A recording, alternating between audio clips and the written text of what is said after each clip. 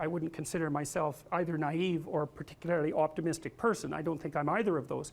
But this is actually an idea, this is one of the only ideas that I've ever found that I really believe to be rock solid. I actually think that it's true. And it's very optimistic because it says you can use your sense of meaning to calibrate your progress through life. But there's rules. You have to aim at the highest possible good that you can conceive. Now, and that's subject to update, because what the hell do you know? But you start by aiming at the star you can see rather than the dimmer one that you can't yet perceive. And then you decide that you're going to do that honestly, right? That's a big decision. So the first decision, I think, in some sense, is a decision of love. You're going to decide that being is worthwhile and that you're going to work for its betterment. And that's a decision that's based on love. And the second decision is based on truth. Having made that decision, you're going to play a straight game. Having made those two decisions, I think that you can allow your sense of meaning to calibrate your pathway. And then what's so interesting is that you hit a state that's as close to paradisal as you're going to hit right away, because being engaged like that, it's better to be engaged in the solution of a complex problem than not to have a problem at all. And that's no different than saying it's better for there to be being than non-being, because being is a problem. And so if you want to have no problems, then you have no being. And you could say, well, being is so miserable that maybe that's the route we should take. And fair enough, but maybe you can have your cake and eat it too. You can have the damn problem. It can be a problem worth solving, and you can be so engaged in solving the problem that it justifies the fact that the problem exists. And then you get to have the problem and the solution at the same time, and maybe that's better than not having the problem at all. And I believe that, because one of the things I have seen, and I've seen this being so interesting when I've been lecturing to people, especially more recently, and this has also manifested itself on YouTube. I'm talking to people a lot about responsibility, and it's young men in particular that seem to be responding to that. And I think that's partly because I think that young women, in some sense, have their responsibility map already laid out for them. It's also less voluntary in some sense for women, because they have more complicated problems to solve in the first part of their life, right? Because they have to get the family problem solved. But whatever. I've been talking in a very delineated manner about responsibility, which is a strange thing to sell to people, but responsibility is what gives your life meaning. And so then you might say, well, then take on ultimate responsibility. And what happens? You have an ultimately meaningful life. And then you might say, well, if your life is ultimately meaningful, doesn't matter if it's punctuated by tragedy or even predicated on tragedy. It's worth it. And I think that's true. And everything I've seen indicates to me that's true. Every time I get my clients to take on more responsibility, and it isn't an injunction. You're a bad person, you should take on responsibility. It has nothing to do with that. You can define the damn responsibility. It isn't something that someone else should impose on you. It's not a matter of doing what you should do in some abstract manner. It's not that. It's the choice of what game you're going to play. And you can play the game of the seeker, I would say, and if you play that game, then everyone wins. And it's the best game you can play.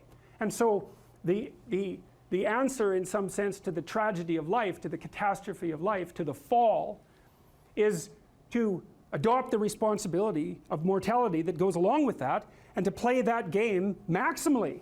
And paradoxically, it's in the willingness to do that the solution emerges. And I have done my best with every single thing I've talked to you guys about. I have done my best to do what Dostoevsky does in his novels, which is I make a proposition and then I spend months or years trying to figure out if I can take the bloody thing apart, if there's something wrong with it, because I want to find out. I want to hit it with a hammer and see if it breaks. And what I've been trying to do is to tell you all the things that I've gathered, let's say, or laid out or articulated or discovered over the last 30 years that I have not been able to break with the biggest hammer that I could take to them. And I guess that's the fundamental one, is that I believe that the idea that lurks in these images, derived from very different cultures, it's the same idea. Life is suffering. Right. Indisputable. What do you do about that? You voluntarily accept it and then strive to overcome the suffering that's a consequence of that. And you do that for you, and you do that in a way that makes it better for other people. And then that works. And one question might be, well, how well does it work? And the answer is, the only way that you can find out is by trying it. That's it. That's the existential element of it. The proof is to be derived by the incarnation of the attitude in your own life. No one can tell you how it will work for you. It's the thing that your destiny is to discover that. And you have to make the decisions to begin with. It's like, because you can't do this without commitment. You have to commit to it first. That's the act of faith that Kierkegaard was so insistent upon. You have to say, I'm going to act as if being is good. I'm going to act as if truth is the pathway to enlightenment. I'm going to act as if I should pursue the deepest meaning possible in my life. And there's reasons to do none of those. They're real reasons. So it's really a decision. But you can't find out what the consequence of the decision is unless you make the decision. I think the same thing happens when you get married, by the way. So if you think you might leave, you're not married. And then you think, well, the marriage didn't succeed. It's like, well, maybe you were never married. Because the rule is, you don't get to leave. And there's a reason for that rule. Now, I'm not saying that there aren't situations where there should be exceptions made for that. That's not the point. The point is that there's some games you don't get to play unless you're all in. And the other thing that's so interesting about being alive is that you're all in. No matter what you do, you're all in. This is going to kill you. So I think you might as well play the most magnificent game you can while you're waiting. Because do you have anything better to do? Really? Why not pick the best thing possible that you could do? Why not do that? Maybe you could justify your wretched existence to yourself that way. I think you could. That's what it looks like. You know, people find such meaning in the responsibilities they adopt, it stops making them ask questions about what life is for. If you have a newborn child, for example, like unless you're really in a bad way, psychotically depressed, or maybe your personality really needs some retooling, you stop thinking about anything but ensuring that that baby is doing well. And if someone comes along and asks you an existential question about your commitment to that, the right response is, why are you asking me such stupid questions when this is manifesting itself right in front of your eyes? Like, how blind can you be? That isn't a time for questions about the meaning of life. The answer is right in front of you. And if you can't see it, it's not because life has no meaning, it's because you're blind. I mean, that's what the image of the Virgin Mother and the child is all about. It's like, what's the answer to the meaning of life? Here's an answer. It's like, well, I'm going to criticize that. Well, go right ahead. You know, it's like what you're like a what do you call that? A termite gnawing on a temple. There's no utility in that sort of criticism. It's blindness. And it's the same thing with regards to the path of the hero. It's like it glistens in front of you and you can criticize it. It's like, fine. Put the cart before the horse and see how far you get. So I thought, to bring full closure to the class, I was trying to solve this terrible puzzle that confronted me and many other people about how it was that human beings got themselves in such a tangle about what they believed. Such a tangle that we were pointing the ultimate weapons of destruction at one another, which, by the way, we are still doing. And I thought, okay, well, I understand that. We need our belief systems. They orient us. And that means there will be conflict between belief systems, and that can be a catastrophe. And that's being played out everywhere, again, in very many ways. What's the solution to that? Well, one possibility is there's no solution. It's just mayhem all the way around. Could be the case. But it seemed to me, as I delved into it, that the proper solution to that was to live properly as an individual, because you're more powerful than you think. Way more powerful than you think. I mean, God only knows what you are in the final analysis. You're blind to your own weaknesses, but you're also blind to your own strengths. And so then I think, well, if you got your act together, it'd be better for you, and instantly it would be better for your family, assuming they wanted you to get your act together, and not everyone does, and then it would be better for the community. It's like, how far could you take that? If you stopped wasting time, and if you stopped lying, and if you oriented yourself to to the highest possible good that you could conceive of, and you committed to that, how much good could you do? Well, I would say, why don't you find out? So that's what I think you should do. You should find out. You don't have anything better to do, and there's nothing in it, as far as I've been able to tell, there's nothing in it but good. So maybe you could sort yourself out so that you wanted nothing but the good, and then maybe you could help make that manifest in the world, and maybe we wouldn't have all these terrible problems then. At least we'd have fewer of them, and that would be a start. So it's the answer to the problem of humanity is the integrity of the individual. That's the answer. So, and states that are predicated on that realization are healthy. So, and states that aren't are doomed to stagnation and catastrophic collapse. And personalities that are predicated on self-tyranny and the tyranny of others are doomed to collapse. So, and then you think, well, what's the barrier? And the barrier is, are you willing to accept the responsibility? And part of the answer to that is, reduce the damn responsibility until it's tolerable. You don't have to fix everything at once. You could just start by fixing the things that you could fix. Or you could even do it more. You could do it with even less self-sacrifice. You could start by fixing only the things that you want to fix. God, you can get a massive way that way. So do it. See what happens. That's what you should have been taught in university right from the beginning. It's like, aim at the highest good. Tool yourself into something that can attain it. And go out there and manifest it in the world. And everything that comes your way will be a blessing. And so all you have to do is give up your resentment and your hatred. I know that's a hard thing to give up because you have plenty of reason for it. That's probably a good place to stop. So it was a pleasure. So imagine you have a goal in mind. You want to get to work in the morning. I used to ask my students a question like this, is like, what? Maybe they're going to write an essay. Why are you writing the essay? Why are you in class? Well, I'm in class because I need this class because it's part of my major.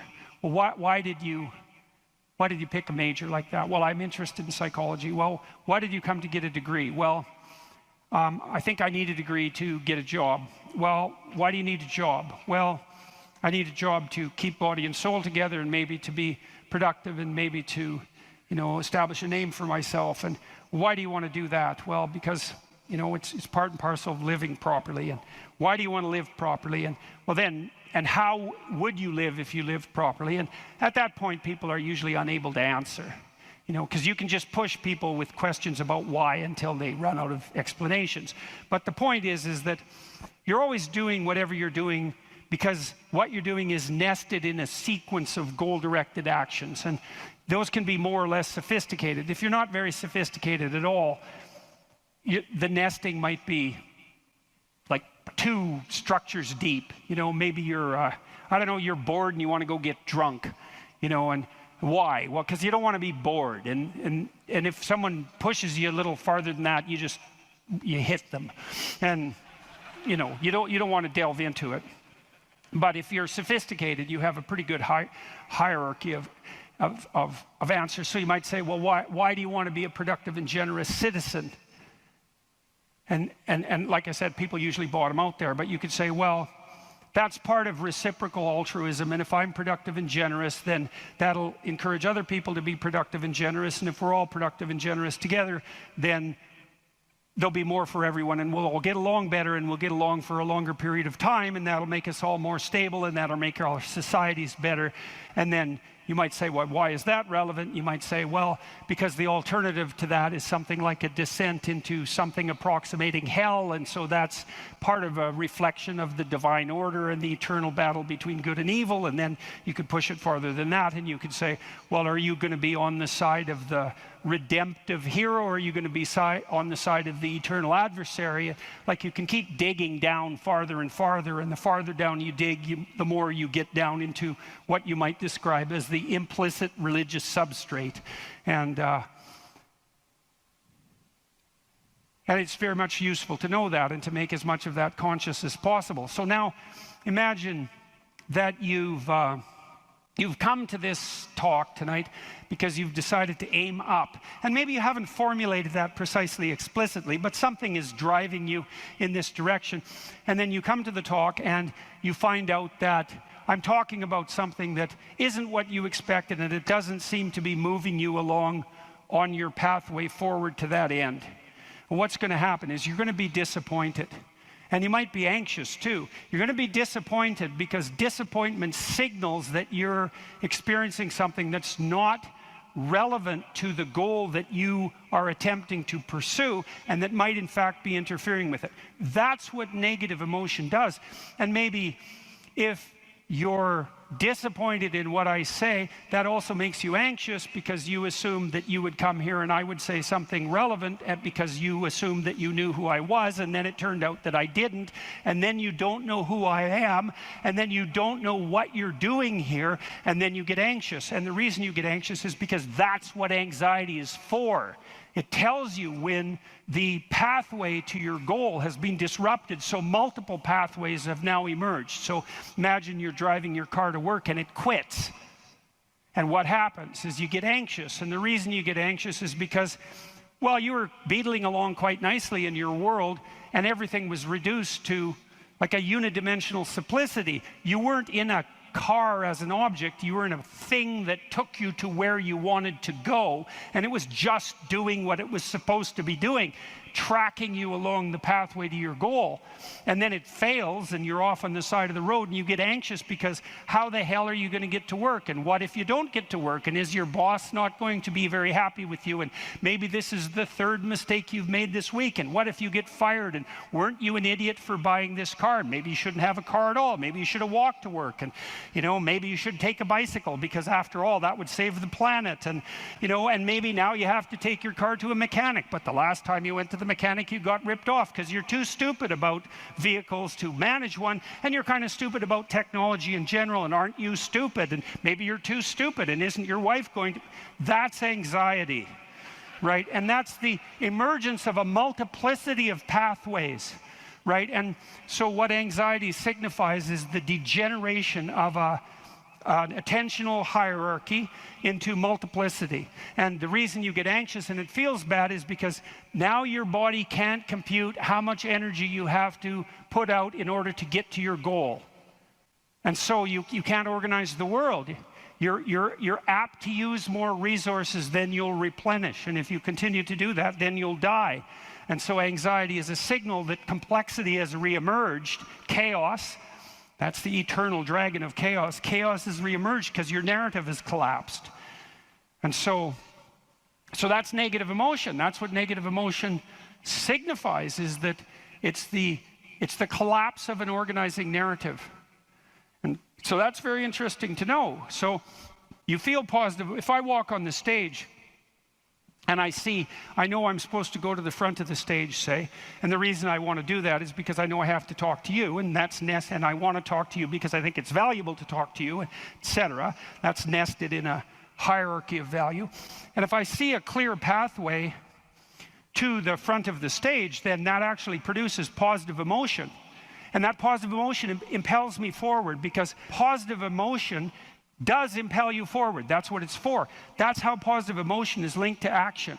So if you're enthusiastic because you can see a pathway forward to a valued goal, and that enthusiasm manifests itself. This is true even neurochemically. It manifests itself as positive motivation to move forward. And not only that, if you're moving forward and it's working, your brain tracks the fact that it's working, and then That's linked to dopamine release, by the way, which is what cocaine releases. It's linked to dopamine release, and the other thing your brain is doing, even when you're just walking to where you want to go, if you're successfully walking there, your brain tracks what you're doing. There's circuits that are activated while you're doing it, and if what you're doing results in the result you desired, then the dopamine floods those little neurons that are active, and it makes them grow and flourish. And so as you practice something that's working, the circuit that is activated as you're practicing is bathed in dopamine, and that makes it stronger. And that feels good.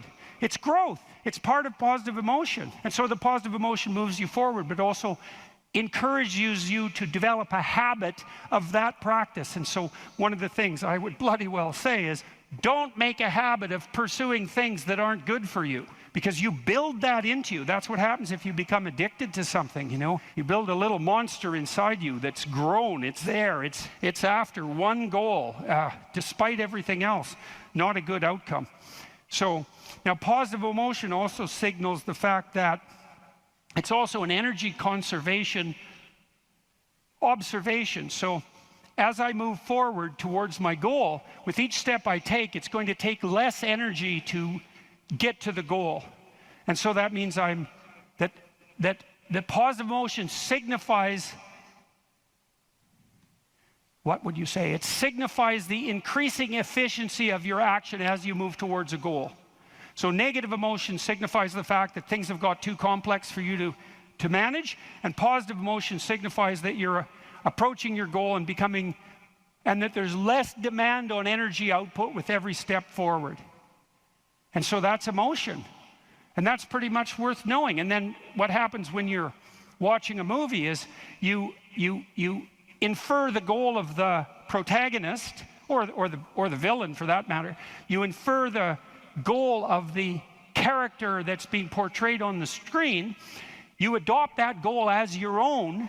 Then you play out the emotions in your own body, which mimics the structure what would you call the character that's being portrayed on the screen, and you live that all out inside you. And that's also how you understand other people, right? You don't listen to someone and then figure out what they're saying and then infer what they're thinking. That isn't how it works. What you do is you listen to someone till you figure out what they're up to.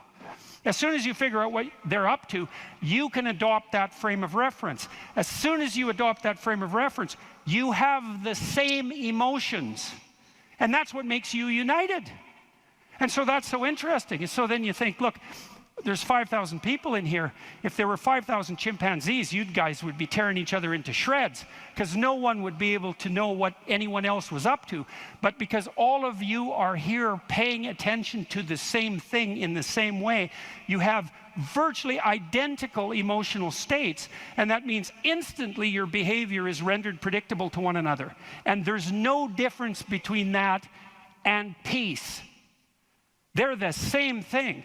And so what that means is that one of the predicates of a civil, productive, and peaceful society is that everyone inhabits the same narrative.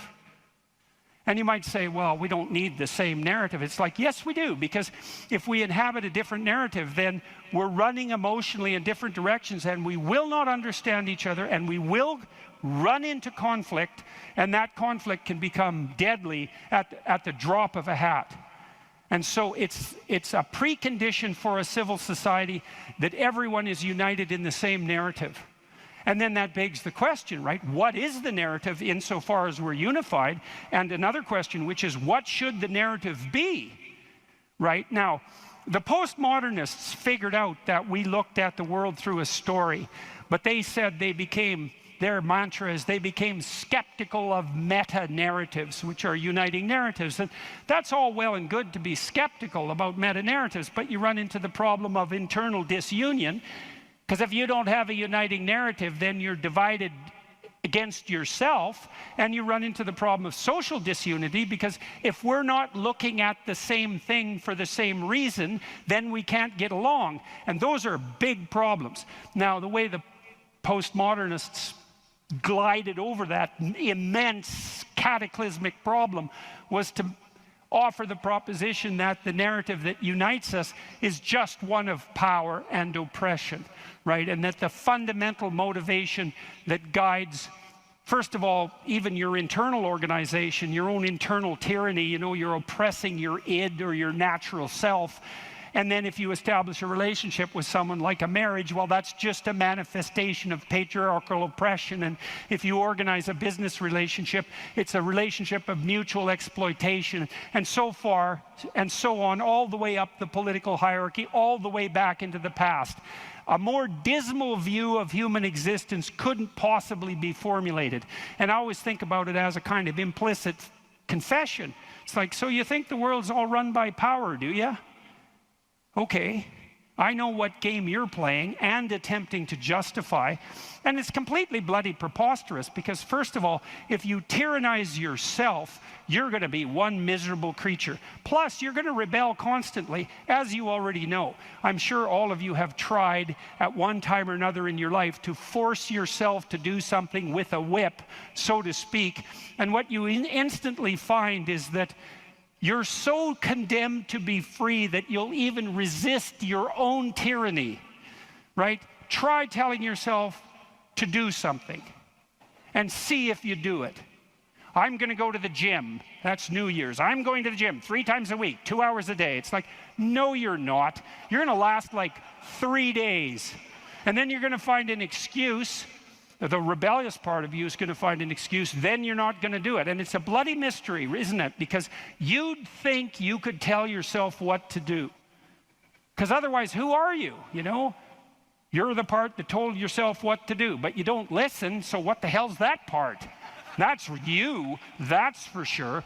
So you can't even tyrannize yourself with any efficiency. And then if you're married, men, you're married, try tyrannizing your wife and see how well that works. And like, it might work for 10 minutes, but she's not as big as you, but she's a lot sneakier. And you have to wake up with her tomorrow morning. And so even if you do win the fight, which you won't, she's going to bloody well take it out on you the next day, and no wonder. And so you're bound in that relationship by the necessity of continual iterative interactions, right? And they have to be moderately peaceful, or you're going to tear each other into shreds. And if it's constant conflict, you're both going to just exhaust yourself and die. So how the hell is that going to work? So it has to be at least mutually reinforcing. And maybe if you really got it together well, you could interact with each other in a way that improved your interactions across time. And maybe you're wise enough so that if you were on that track, the way you would experience that in the moment would be as exactly the kind of relationship you'd want to have with someone. And that would be something like the spirit of play and romantic love. And that would be the manifestation of an instinct that orients you across time properly in a relationship in the moment. And that's such a wonderful thing to know, right? That instinct for play and romantic love might be the voice of the wisest instinct you have, the deepest orientation to meaning that you have. You know, because there's nothing more delightful in a marriage or in a family, if you have children, than to be able to engage in something like voluntary play. And you know, if you could have the world set up the way you would want it to, if you had any sense, wouldn't it be something if mostly what you did was something akin to play? And that's equivalent. Christ in the Gospel says, know that unless you become like a little child, you'll never enter the kingdom of heaven. And what does that mean? It means to rediscover that intense immersion in life and that capacity for play that characterized us all as children, that we can't maintain because we have to mature, but that we could rediscover as adults if we were sufficiently wise and careful. And so, and then, you know, if you have friends, it's like, well, you tyrannize your friends? Well, then you don't have friends. You're just a bully with henchmen. And as soon as you stumble, they're going to stab you in the back because you surrounded yourself with craven psychopaths. They're just going to wait for the moment to take you out. That's not a friendship, obviously. And if you're running a business, and those of you who've run businesses who have a clue know this is true, it's like, what happens if you rip off your customers? Well, you can get away with it once or twice, but word gets around in no time flat, and then you're just done and bitter and resentful because your idiot machinations didn't work. But if you engage in fair trade and you're reliable and you deliver what you promised and you're half decently good to your employees and the people that you work for, then they're going to be pleased with you, and they're going to come back and they're going to talk to their friends about how well you did, and you're going to flourish. And none of that's arbitrary. You know, that's all guided by the manifestation of a certain form of attentional priority, right? You go to your customer's house, maybe you're a plumber, and the first thing you do is you listen to their damn problem. And so at least you have enough sense to engage in dialogos, right? You actually want to hear what the problem is, and then you actually want to solve it. And if you do that with some diligence, they're going to be pleased with you because they don't want sewage all over the rug. And so your interests are aligned, and if you offer what you promise, then you're going to evoke positive emotion in them and quell their anxiety, and that's exactly the service that you're offering. And so that means you're acting out the proper story, you're productive and generous and honest, and there's nothing arbitrary about that as a ethos that unites you internally and that also makes it possible for you to exist in a peaceful and productive society.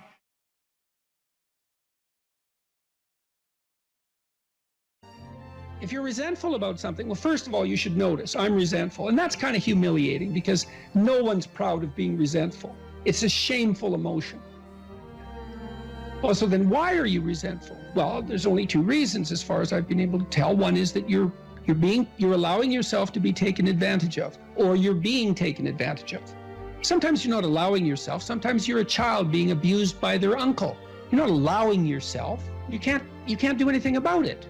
You're resentful because you're being taken advantage of, or because you're immature.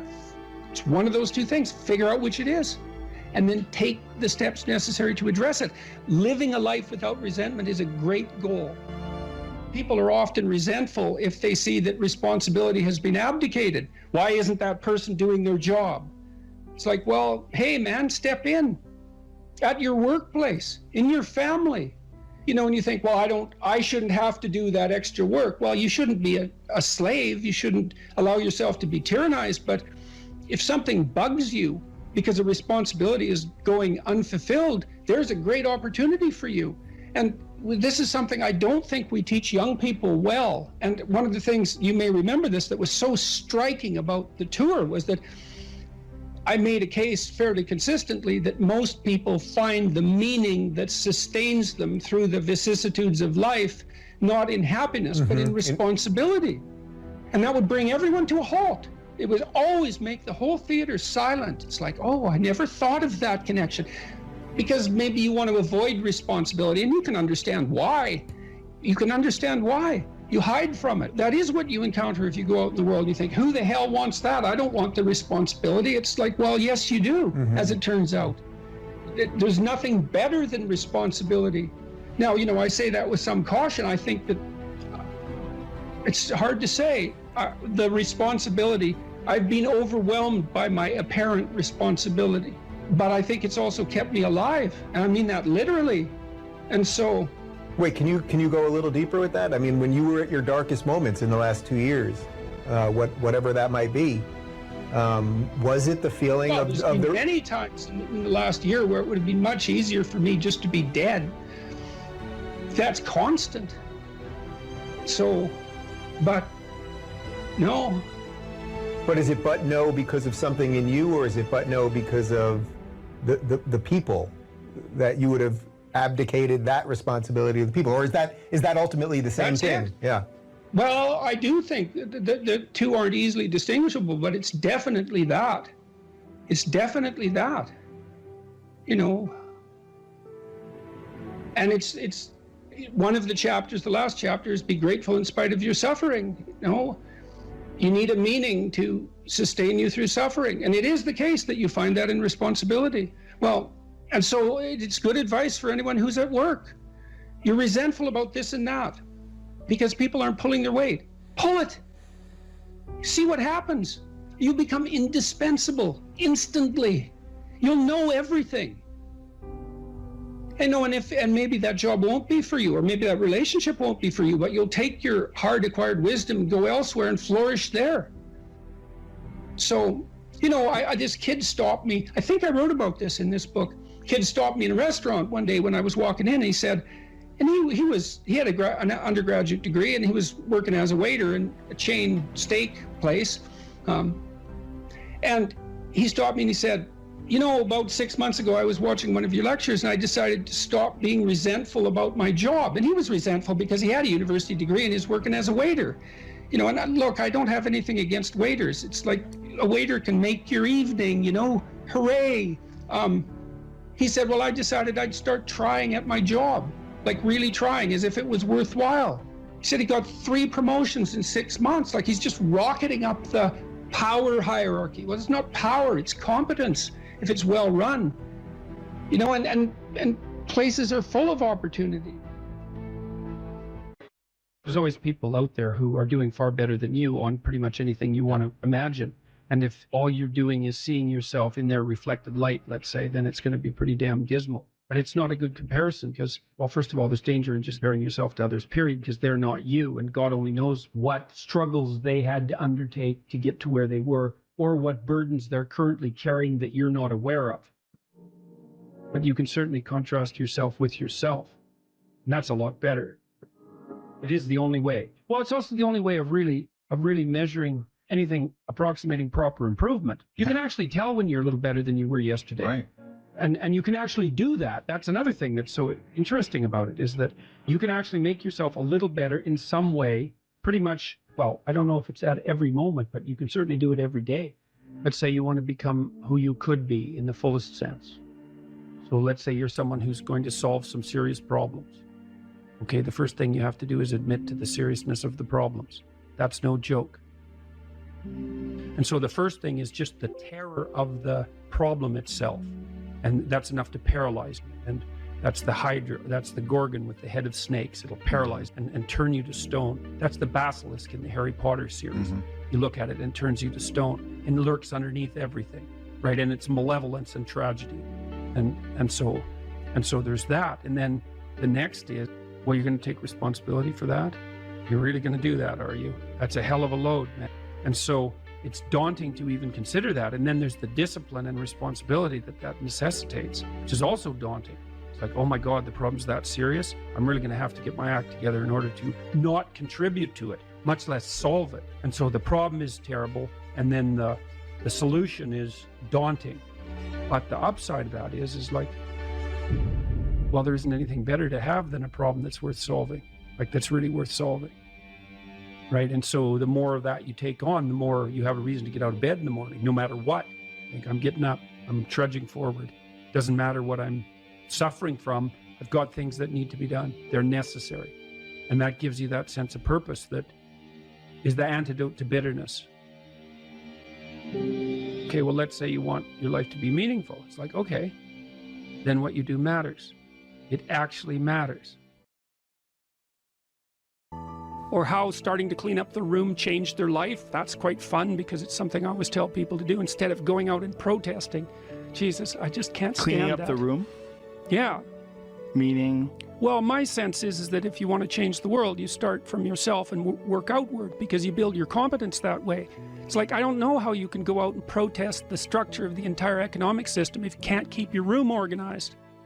Well, I made a video call, which was called Message to Millennials, where it was called How to Change the World Properly.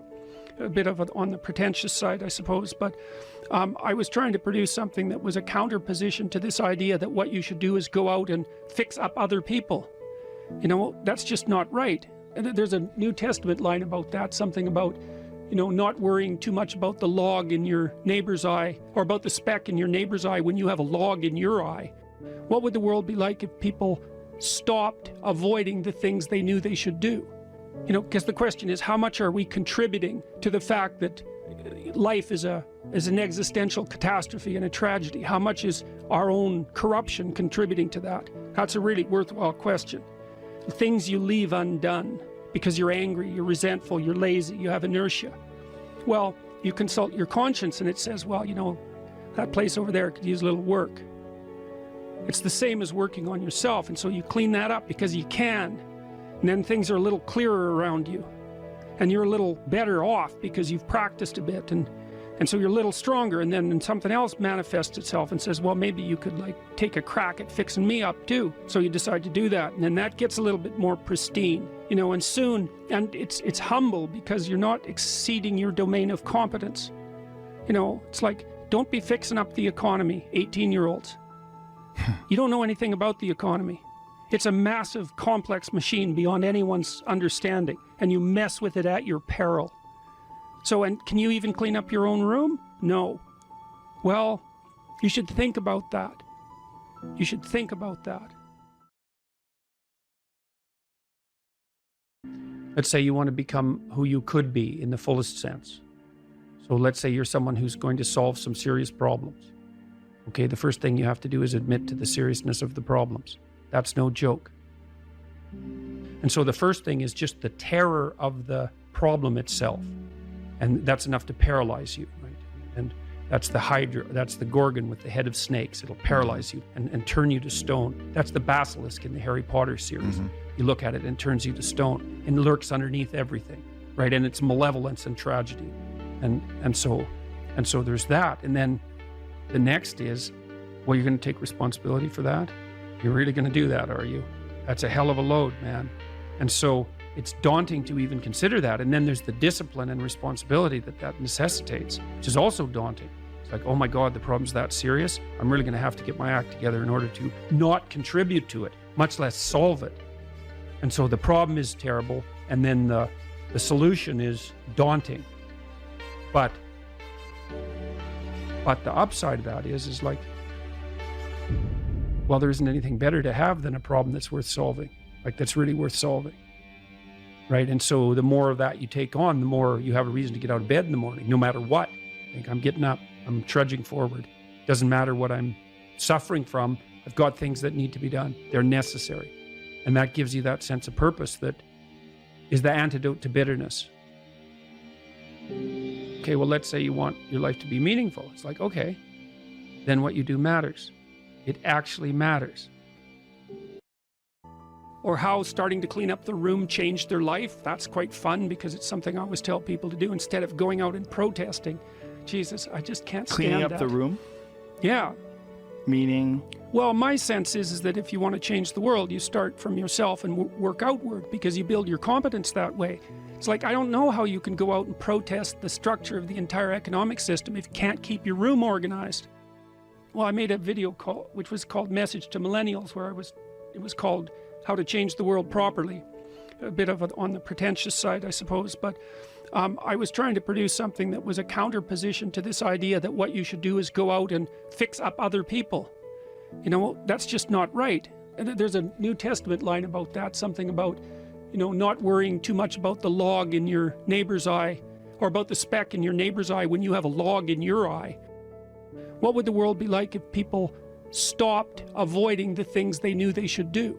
You know, because the question is, how much are we contributing to the fact that life is an existential catastrophe and a tragedy? How much is our own corruption contributing to that? That's a really worthwhile question.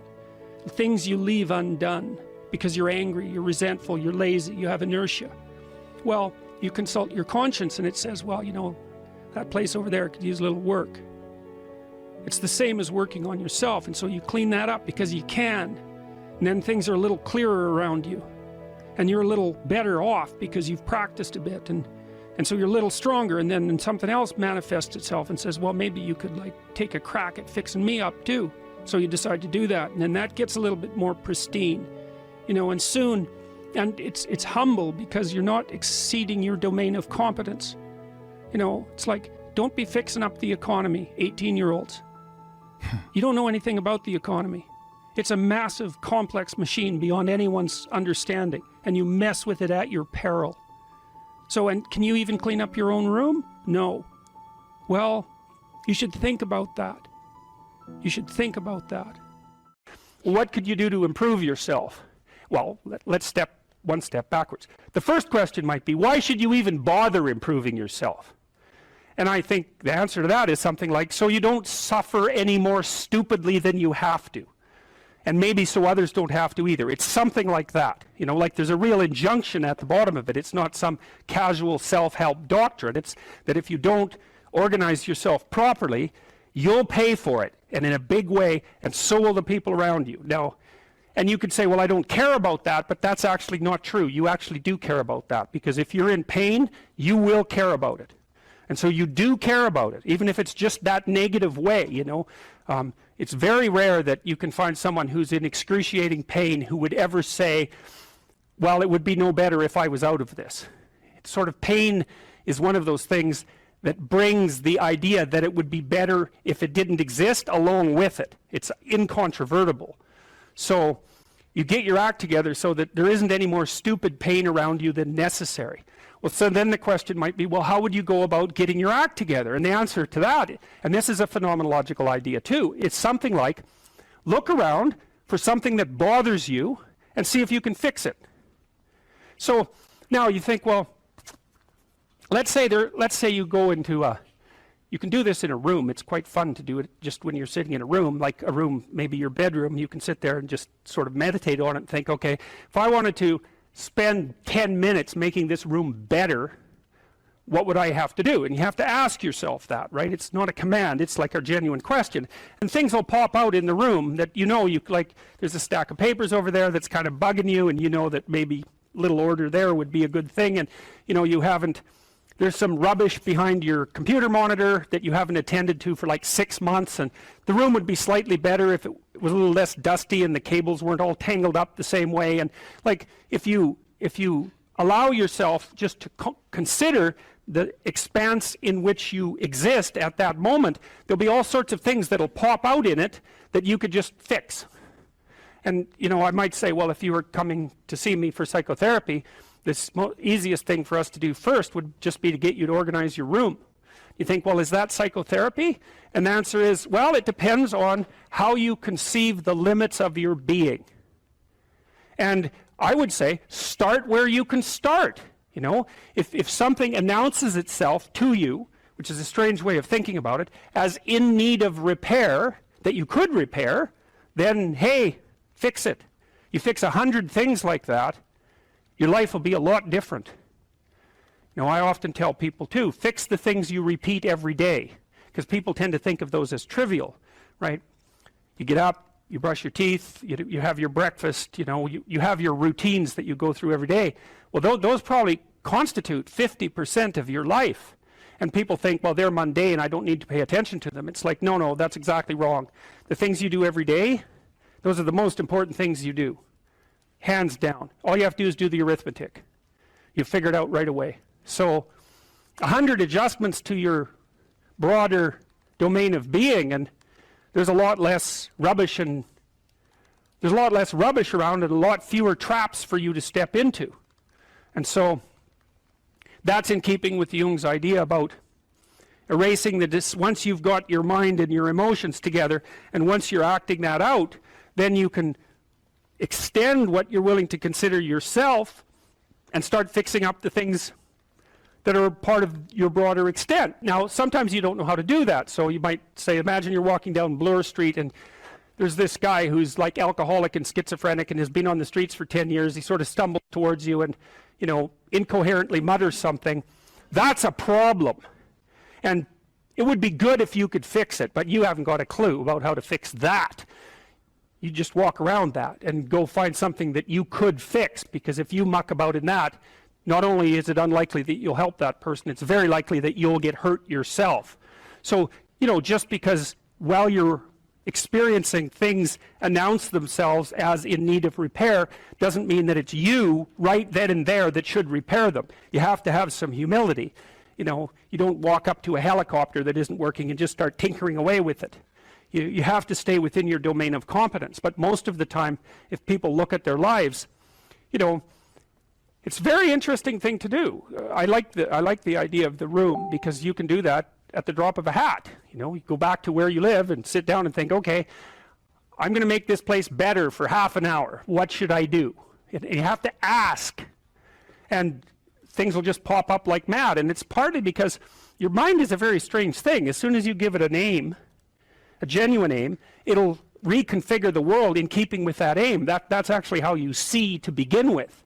And so if you set it a task, especially, you have to be genuine about it, which is why you have to bring your thoughts and emotions together, and then you have to get them in your body so you're acting consistently. You have to be genuine about the aim, but once you aim, the world will reconfigure itself around that aim, which is very strange. And it's technically true. You know, the best example of that, you have all seen this video where you watch the basketballs being tossed back and forth between members of the white team versus the black team, and while you're doing that, a gorilla walks up into the middle of the video and you don't see it. It's like, you know, if you thought about that experiment for about 5 years, that would be about the right amount of time to spend thinking about it, because what it shows you is that you see what you aim at. And that, man, if you can get one thing through your head as a consequence of even being in university, that would be a good one. You see what you aim at. And so, because one inference you might draw from that is, be careful what you aim at, right? What you aim at determines the way the world manifests itself to you. And so if the world is manifesting itself in a very negative way, one thing to ask is, are you aiming at the right thing? Now, you know, I'm not trying to reduce everybody's problems to an improper aim. People get cut off at the knees for all sorts of reasons. You know, they get sick, they have accidents. There's a random element to being, that's for sure. And so you don't want to take anything, even that particular phrase, too far. You want to bind it with the fact that random things do happen to people, but it's still a great thing to ask. Is there room for jealousy and insecurity in a relationship?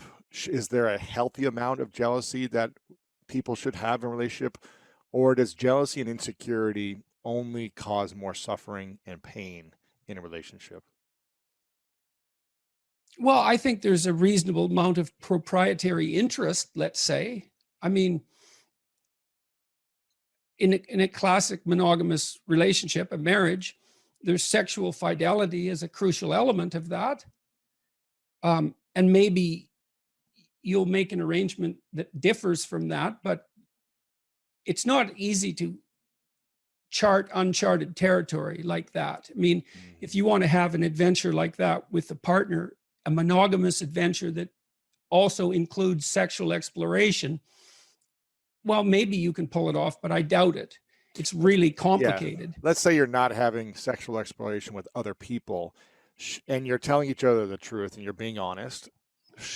Is there room to be jealous or insecure in that relationship? Or does jealousy typically cause more harm than it does, you know, spice and good, I guess?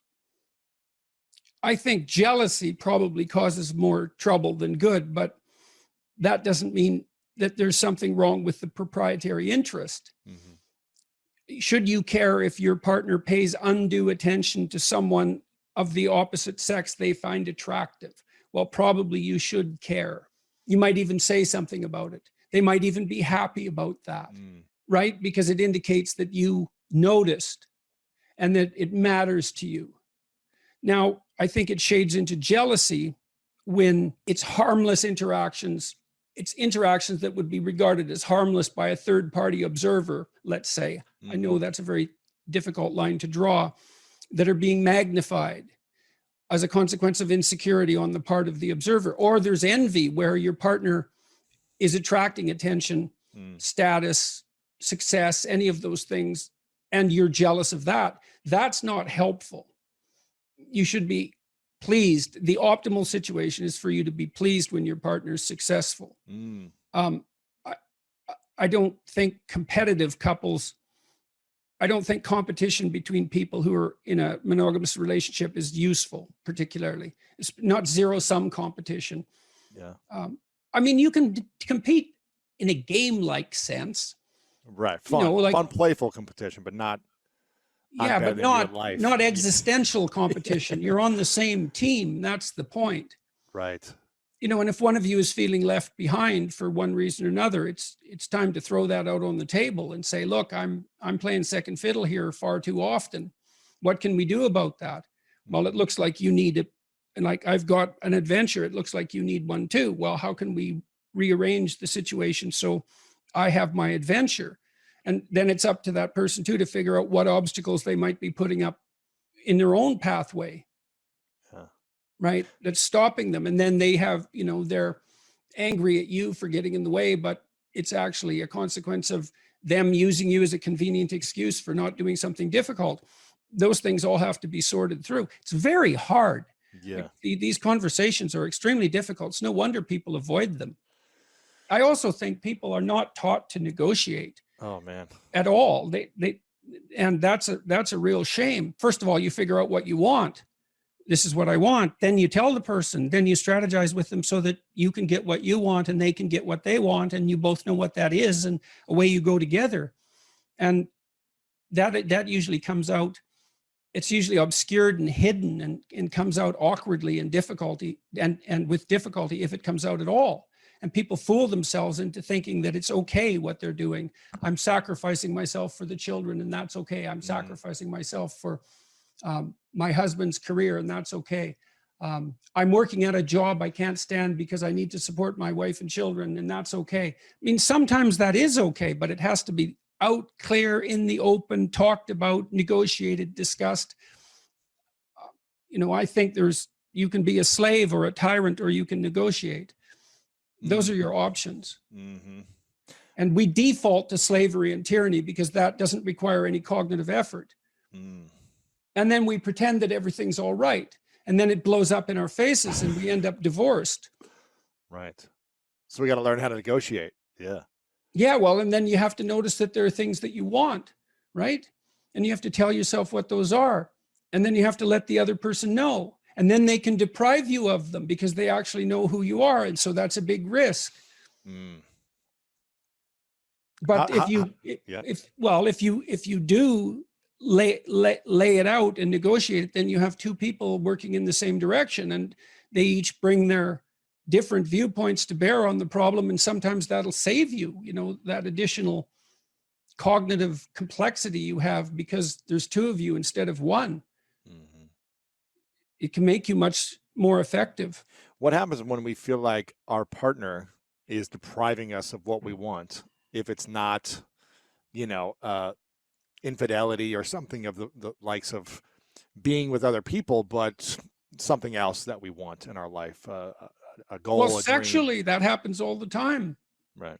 Because people, generally speaking, men would like to have sex more frequently than women. So that's a sticking point in many relationships. But forget that for the moment. We might just as well say that the probability that one partner and the other partner are going to have exactly the same level of sexual interest, say with regards to frequency, is quite low. So there's going to be friction there. So what do? Well, you negotiate about it. It's like, well, I'd like to have sex 15 times a week. Well, I'd like to have sex once a week. Right. Okay, well, the logical meeting point there would be in the middle. But then that has to be planned out. And you also have to say exactly what you mean. Well, exactly what do you mean by sex? Because there's all sorts of variations of sex, ranging from just intimate closeness to full-fledged sexual activity of various sorts. And the various sorts matter too. And these are painful discussions often. It's very funny in some sense that people will do and desire things that they won't talk about, right? They'll engage in the act, but they won't engage in the negotiation. And they won't admit what they want. Why is it so hard for us to admit what we want? We're ashamed of it. That's easy with sex. Sex and shame regulates sex. People say, well, you shouldn't be ashamed of sex. It's like, well, really? Really? No, that's a stupid theory. We arrest people who expose themselves in public. Why? Well, because we don't want people masturbating in public. We assume they should be ashamed enough not to do that. Shame regulates sexual behavior. So we're embarrassed about our desires. And, naively, you'd think, well, you can just shed that. Well, first of all, no, you can't. And second of all, it isn't obvious at all that you should. What you might be able to do is to determine how to play out your sexual life in the confines of your relationship in a manner that neither of you do find shameful. But that's just think how hard that is. Like, you think, well, that's what I want. It's like, but then you think about how unlikely that is and how difficult it would be to attain it. You could say that if that ever happens to you in your life once, you're lucky, that it's perfect. Now, I think that's pessimistic, because I believe that solutions to that problem can be negotiated, but it's not. It's what everyone wants, but it's an extraordinarily difficult thing to bring about. So let's say you want the ideal romantic evening. Well, okay, what are you going to do about it? Are you going to put yourself in reasonable physical shape? So you're attractive? Are you going to make a playlist and put some time into it? Are you going to buy some candles? Are you going to buy something nice to wear? Are you going to wear it? Are you going to dare to wear it? That might be true for you and for your partner. Are they going to dare to wear it? Are you going to be smart enough, if they do wear it, to respond in a way that makes them feel confident and increases the probability that they'll do it again? Are you going to do whatever is necessary to make yourself physically attractive in that moment? Are you going to have the kids put away? Have you got the day-to-day aggravations with each other that are dragging you down and making you resentful under control, so that you actually do want to give your partner some pleasure? Like, these things are very hard, but they're not impossible, and they're worth it. But it's not surprising that people don't do it. And then the next, then there's the shame part too, as well. Okay, just exactly what is permissible or desirable, and when when are your kinks counterproductive? Exactly. We certainly can't have that discussion as a culture. On the one hand, we think, we're so split on this. On the one hand, we think any sexual misbehavior should be subject to the harshest of punishments, and everything goes and is acceptable. It's like, well, good luck having both of those ideas. Right. It's so interesting to me to watch this. There's just outrage, constant outrage about sexual misbehavior. And fair enough. Like, that doesn't surprise me. When you mean sexual misbehavior, you mean someone cheating or someone having an affair, or what sexual misbehavior? Yes, or unwanted sexual attention or sexual harassment. And I'm not saying these things don't happen, or that they're not nefarious and awful. Obviously they are. It's no wonder that happens. But at the same time, we also are obsessed with the notion that any sexual interest of any sort whatsoever, with the possible exception of sexual interest in children, is absolutely laudable. Well, sorry, you can't have both of those things. Right. So, and because we want both of them, insist upon both of them, then we can't even have a discussion. We can't have a discussion about pornography. It doesn't look to me like pornography is really a very good idea. I don't think it's helping anyone. Now, there might be codicils to that, freedom of expression, some potential educational utility, the pleasure that's a consequence of sexual utilization of pornographic material. But I would still say, seeing all that it's not a net social good. It doesn't do the people who produce it or who consume it any good. And I don't believe that anyone feels like a better human being after utilizing pornography for sexual gratification. Now, you might say, well, that's because they've been shamed about sex since they're born, and and that's a consequence of our crooked culture. And in a utopian world, we wouldn't have that shame. And no, it's way more complicated than that. And I read something in one of the YouTube comments in my video the other day. I was talking to Abigail Schreier about the apparent fact that today's teenagers are having much less sex. One person commented that there's the shame that men feel when sex is a spectator sport rather than a participatory act. And then you think, well, you know, the mere fact that you're watching two other people, one of whom isn't you, having sex instead of having sex, really implies something either about your, it implies something about your desirability. It's pretty hard to shake that, isn't it? Or your courage. Why is it that you're sitting there alone at night with your laptop on your lap? What the hell's wrong with you? Well, nothing. It's just we should dispense with sexual shame. It's like, no, probably not. That's probably not the answer.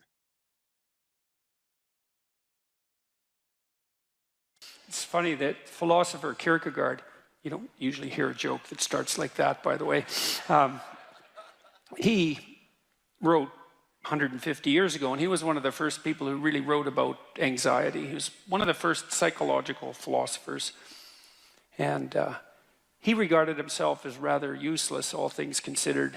And he wrote a section in one of his books about all the industrialists that were operating in Europe at that time, trying in every possible way to make life easier and easier and more efficient and productive for everyone, which was definitely happening during the Victorian period, and Europe was rapidly transforming into an industrial powerhouse. And he said, someone as useless as him, with an orientation towards being a student who liked to sit and contemplate ideas and talk in cafes and smoke cigars and drink, could never do anything to make anything easier for anyone than everyone was already trying to make it. And so he thought that his task would be to make things more difficult for people, because there would come a time when what people wanted wasn't more ease, but more challenge and more difficulty. And that's really smart, you know, and it's witty and it's true. And one of the things that I've come to understand, I believe, is that,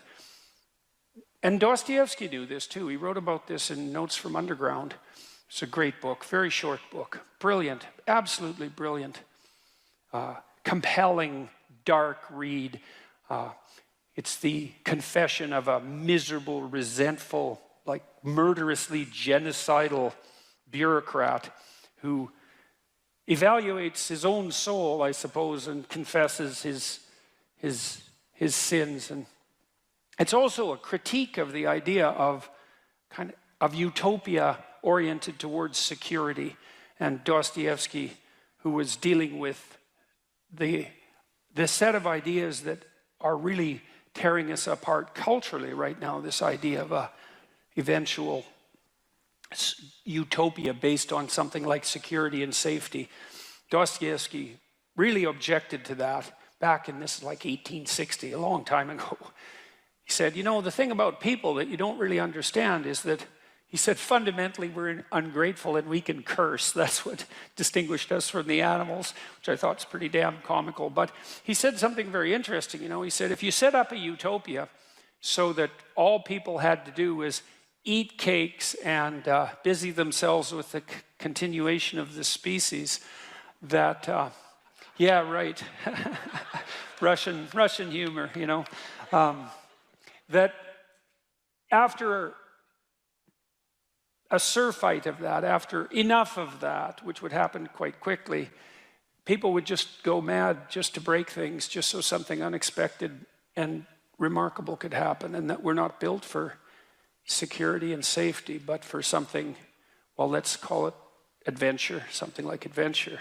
That's a good thing to know, you know, because you don't want to suffer unduly. That seems reasonable.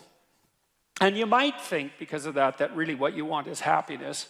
But then Solzhenitsyn, for example, he wrote about what happened in the Gulag Archipelago under Stalin and said, you know, if your goal is happiness, what are you going to do when the jackboots hammer down your door at 2 in the morning and haul you off to the prison camp, because you're not going to be happy there.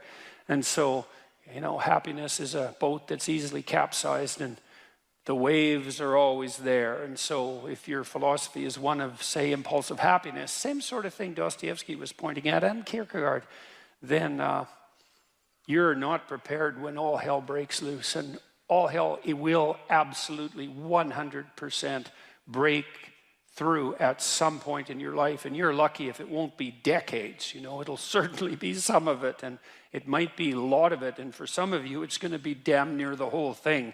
And so if what floats your boat is happiness, you're going to be capsized by the first decent wave. And so then you might ask yourself, what do you have instead of happiness that might be even more reliable? And I do think that adventure is more reliable than happiness. And in the Old Testament story of Abraham, founder of the Abrahamic faiths, and obviously what would you call it, a crucial figure in the development of world culture, Abraham is presented as a late bloomer, to say the least.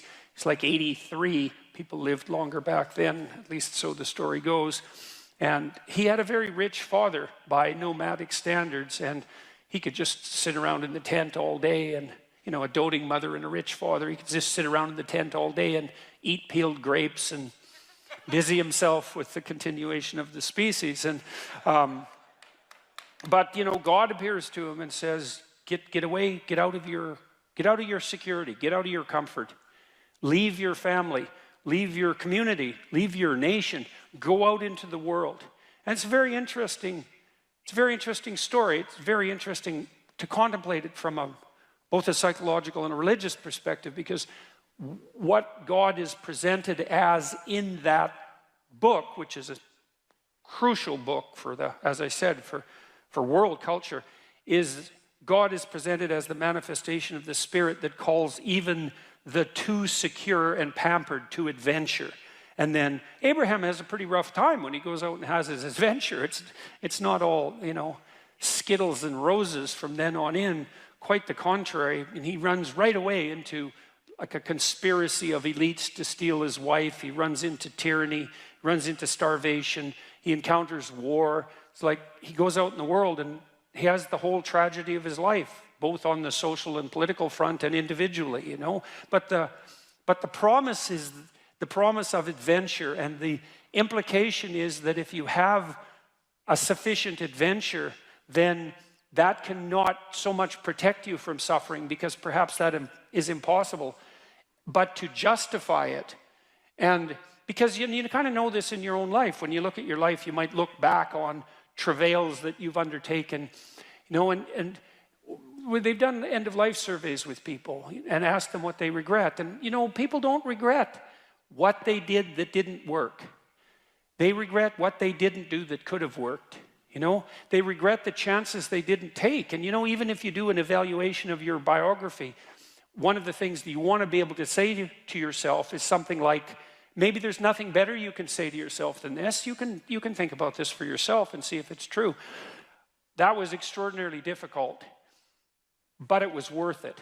And, it's not like you can have one of those without the other, because you can't imagine that you could have some confidence in what you've managed to accomplish, right? The kind of confidence that would instill you with a certain genuine sense of self-regard despite your fundamental inadequacy. To have that fundamental sense of self-regard that's grounded in something real, it has to be based in a narrative that approximates that was extremely difficult, but it was worth it. You have to have both of those.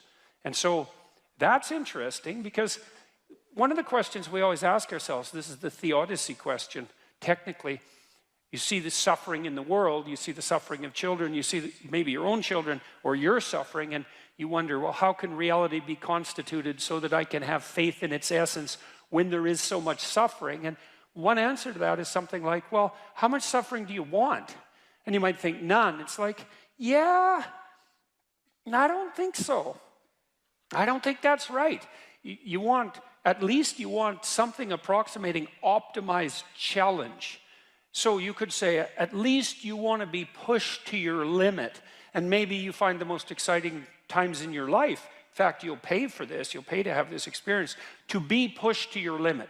Not beyond it, or maybe even a bit beyond it, And maybe not so far beyond it that you crumble and break and things fall apart, but could you be pushed to your limit optimally if there wasn't the possibility of falling apart and breaking? That's an open question. How are you ever going to take something seriously if the consequences aren't actually serious?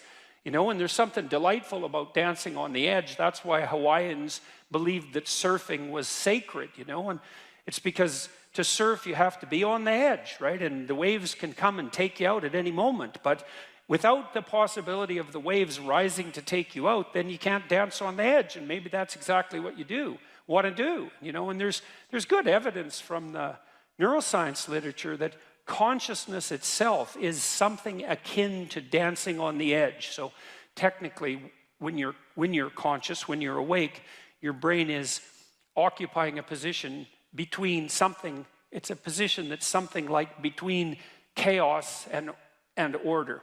And if your brain's maximally ordered, well, you're just bored, nothing is changing. And if you're chaotic, then it's anxiety and catastrophe. But you want to be positioned right between those two, and that's when your consciousness is optimized, you know. And when your consciousness is optimized, then you're deeply engaged in life, and everything seems alive and meaningful. And maybe that's the solution in some profound sense to the problem of suffering. It's that you optimize your interaction with chaos rather than being protected all the time from everything that could hurt you. And you kind of know this too if you have kids, because you don't want to keep your kids in an infantile state, and because when they're infants, pretty much what you do with them, say they're 6 months and younger, is you just keep them secure and safe, right? You just provide everything that you can for them.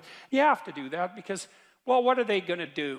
They just lay there fundamentally and squawk now and then. I mean, it's not like they're ambulatory. They can't go out and do things for themselves, and so it's up to you, and your goal is to keep them secure and safe. But once they start being able to move around, then increasingly it's sort of up to them. And if you have any sense as a parent, the psychoanalysts used to say, the good mother necessarily fails. And what did they mean by that? They meant, well, you know, if you're committed to your infant when you're a mother for the first 6 months, it's like it's all the kid, 100%, full self-sacrifice devoted towards the infant. That's the right attitude. But even by 9 months, child can crawl around quite a lot. They're developing something of an independent will. You start handing them challenges. You start handing them responsibility, and you keep them on the edge. And some of your kids are going to be able to be pushed harder than others, and part of the reason you have to develop a relationship with your kids, and your husband for that matter, is so that, you know, you can keep them dancing on the edge, on the proper edge. And that's even better than the mere provision of security. If you're thinking about your past, what it means is you haven't analyzed the causal chains. Because you might say, well, why do you remember your past? Well, you might say, well, it's in order to have an objective, you know, record of the past. It's like it has nothing to do with that. There's only one reason you remember the past, and that's to be prepared for the future. That's why you remember the past. And so what you're supposed to do is take the past and extract out from it wisdom. And wisdom is the ability to avoid stumbling blindly into ditches. Here's a time in my past I stumbled blindly into this horrible ditch and terrible things happened to me.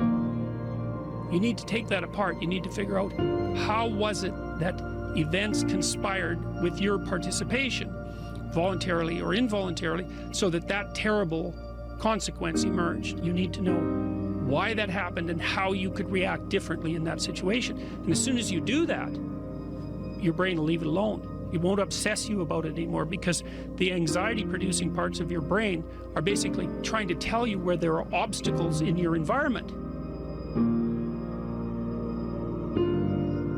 Don't go there, there's fire.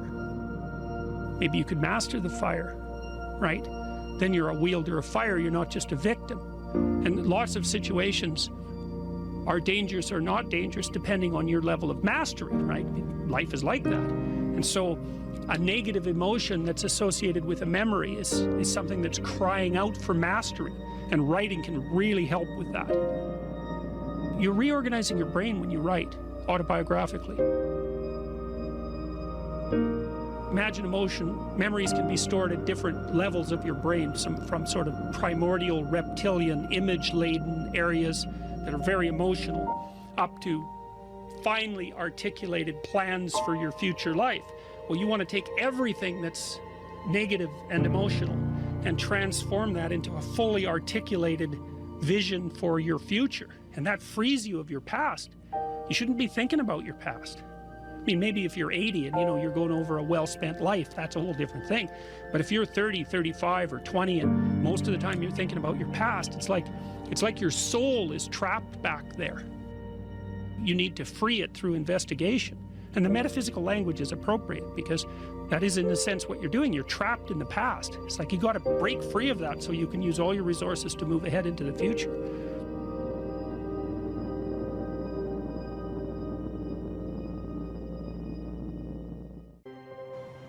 Imagine someone that you treat well, that you love. Then try to treat yourself that way. You got to detach from yourself a bit. You got to think, okay, well, I'm a person among other people, and I deserve at least as much respect as a person among other people, and I should be trying to help myself across time. And instead of being self-contemptuous and self-destructive, I need to take care of myself as if I'm potentially valuable, and to lay out my life that way. And so that's what that chapter is about. And it's hard for people, they don't take care of themselves as well as they should. And I don't mean, take care of yourself. I mean, that isn't what I mean. It's like, it's not a moralistic attack. It's an encouragement to give yourself a bit of the benefit of the doubt. Take care of your room, take care of your things, have some respect for yourself. It's like there is a lot of potential within you, and there's many things that you can do, and you're necessary more than you think to the unfolding of things. Like, if you make a bunch of bad decisions, things get worse, not just for you, things get worse. And so it matters what you do, and so part of what you do is you want to treat yourself as if what you do matters. And so you want to have some respect for yourself. Young people like to think about ways to change the world, right? And that's actually a positive part of their development. It's a stage that the developmental psychologist Jean Piaget called the messianic stage, and he associated that with late adolescence. While young people want to change the world, the problem is that that's been harnessed into attempts to change other people. But that isn't what you should do. If you want to change the world, you should change yourself. In the sense that Alexander Solzhenitsyn said when he analyzed the Soviet Union, he said, don't be thinking that the line that divides good from evil runs down a political spectrum or countries or something like that. It runs right down the middle of your soul. And if you want to sort out the world, then what you do is you sort yourself out. It's a serious business. They say it's more difficult to rule yourself than to rule a city, because you're complicated and there are horrible monsters inside of you that need to be tamed and to be brought into alignment and submission so that you can be a powerful and useful person. And instead of rushing out there to change the world by changing other bad people, that they should look inward and sort themselves out properly. And if you have a memory that's more than 18 months old, approximately, and when you pull that memory up to mind, if you still have an emotional reaction, that means you haven't fully articulated the memory. You haven't analyzed it causally.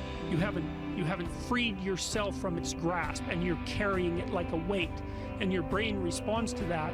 Like, the more weight you're carrying like that, more baggage, let's say, the more of the stress hormone cortisol your brain produces. And cortisol makes you old. Divide your life up into 6 epochs. And then divide each of those, that might be, say, birth to kindergarten, and then maybe elementary school, and then maybe junior high school, however you want to do it. And then to write about the emotionally significant events in each of those epochs, and then to describe their effects on you, and then to analyze how you did in those situations, what you might have done differently, what you might do differently in the future, to straighten out your past. And people are very, very, very, very tough. And it turns out that if you face things, that you can put up with a lot more than you think you can put up with, and you can do it without becoming corrupted. And she did recover quite fully, and much as a consequence of her own machinations, because she figured out what was wrong with her and then took the necessary steps to fix it, which is nothing short of a bloody miracle as far as I'm concerned. And anyways, part of the cat bit is I actually start by talking about our dog, who actually died about a year ago, but he's still alive in the book. I let people know, because dog lovers love dogs, and if you love cats, then they think you don't like dogs, and then they don't like you. So I also point out at the beginning of the chapter that, if you want to pet a dog on the street, that's okay too, so you don't have to get up in arms about it. But the idea is that, you have to be alert when you're suffering. You have to be alert to the beauty in life, the unexpected beauty in life. And that's kind of what I was trying to get across with the idea of the cat. There's this cat that lives across the street from us called Ginger, and Ginger's a Siamese cat. And cats really aren't domesticated, technically speaking. They're still wild animals, but they kind of like people. God only knows why, but they do, And so Ginger will come wandering over, and our dog looks at her, but they're friends, and she rolls over on his back, and Seiko used to, nose her a bit, and then she'd kind of mosey over and let you pet her if she was feeling like it that day. And, you have to look for that little bit of sparkling crystal in the darkness when things are bad. You have to look and see where things are still beautiful and where there's still something that's sustaining. And, you narrow your time frame and you be grateful for what you have, and that can get you through some very dark times, and maybe even successfully if you're lucky. But even if unsuccessfully, then maybe it's only tragic and not absolute hell. And you can do that, in the worst situation. You can make it only tragic and not hell. And there's a big gap between tragedy and hell. There's nothing worse at a deathbed than to see the people there fighting.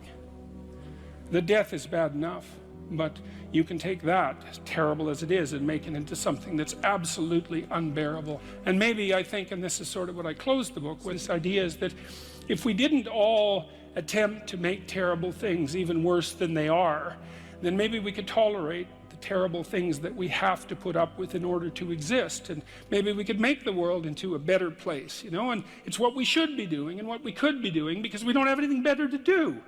And that's what the book is about. And victim, which is a painful role to have, because something bad happened to you, be a victim. Mm-hmm. But it's something that society struggles with. What about people who feel like they're a victim? They're right. They're victimizers too.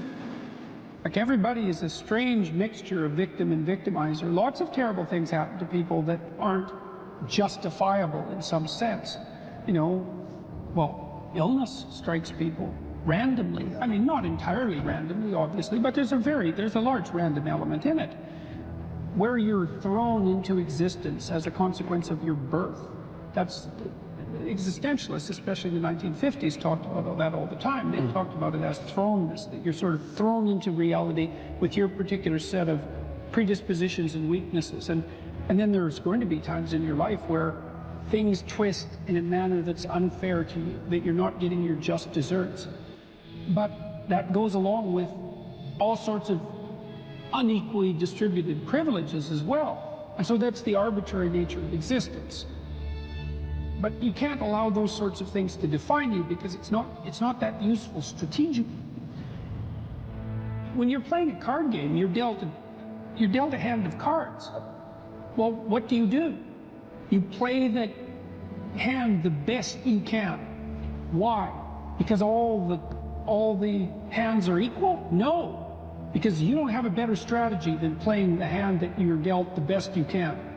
And that doesn't even mean it'll be a winning strategy. But because people don't always win, sometimes we lose, and sometimes we lose painfully, and sometimes we lose painfully and unjustly. That's not the point. The point is, you don't have a better strategy, and neither does anyone else.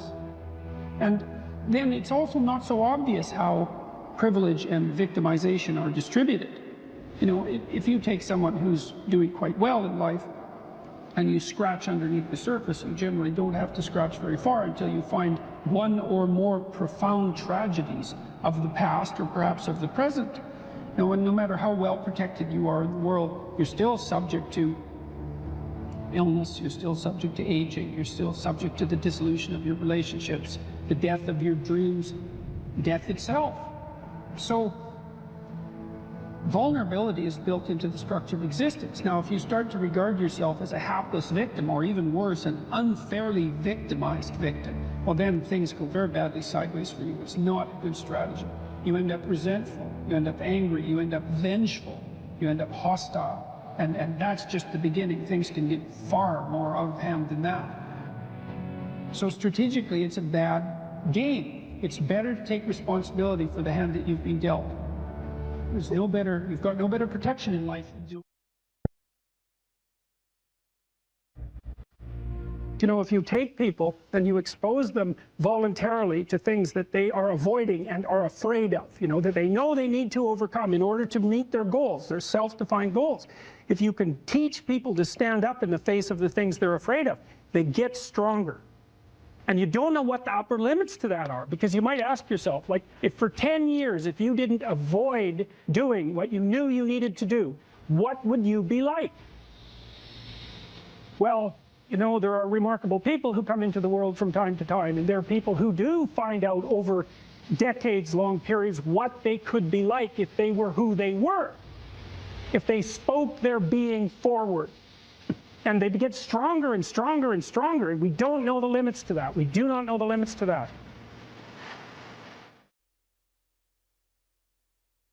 Probably running at about 51% of our capacity. Something, I mean, you can think about this yourselves. I often ask undergraduates how many hours a day you waste, or how many hours a week you waste. And the classic answer is something like 4 to 6 hours a day. You know, inefficient studying, watching things on YouTube that not only do you not want to watch, that you don't even care about, that make you feel horrible about watching after you're done. That's probably 4 hours right there. You know, you think, well, that's 25 hours a week. It's 100 hours a month. That's 2.5 full work weeks. It's half a year of work weeks per year. And so if your life isn't everything it could be, you could ask yourself, well, what would happen if you just stopped wasting the opportunities that are in front of you? You'd be, who knows how much more efficient? 10 times more efficient, 20 times more efficient. That's the Pareto distribution. You have no idea how efficient people get. It's it's off the charts. It's not so obvious to me that people would take the meaningful path. You know, when you say, well, nihilists suffer dreadfully because there's no meaning in their life, and they still suffer. Yeah, but the advantage is they have no responsibility. So that's the payoff, and I actually think that's the motivation. Say, well, I can't help being nihilistic. All my belief systems have collapsed. It's like, yeah, maybe. Maybe you've just allowed them to collapse because it's a hell of a lot easier than acting them out. And the price you pay is some meaningless suffering. But you can always whine about that, and people will feel sorry for you. If you live a pathological life, you pathologize your society. And if enough people do that, then it's hell. Really, really.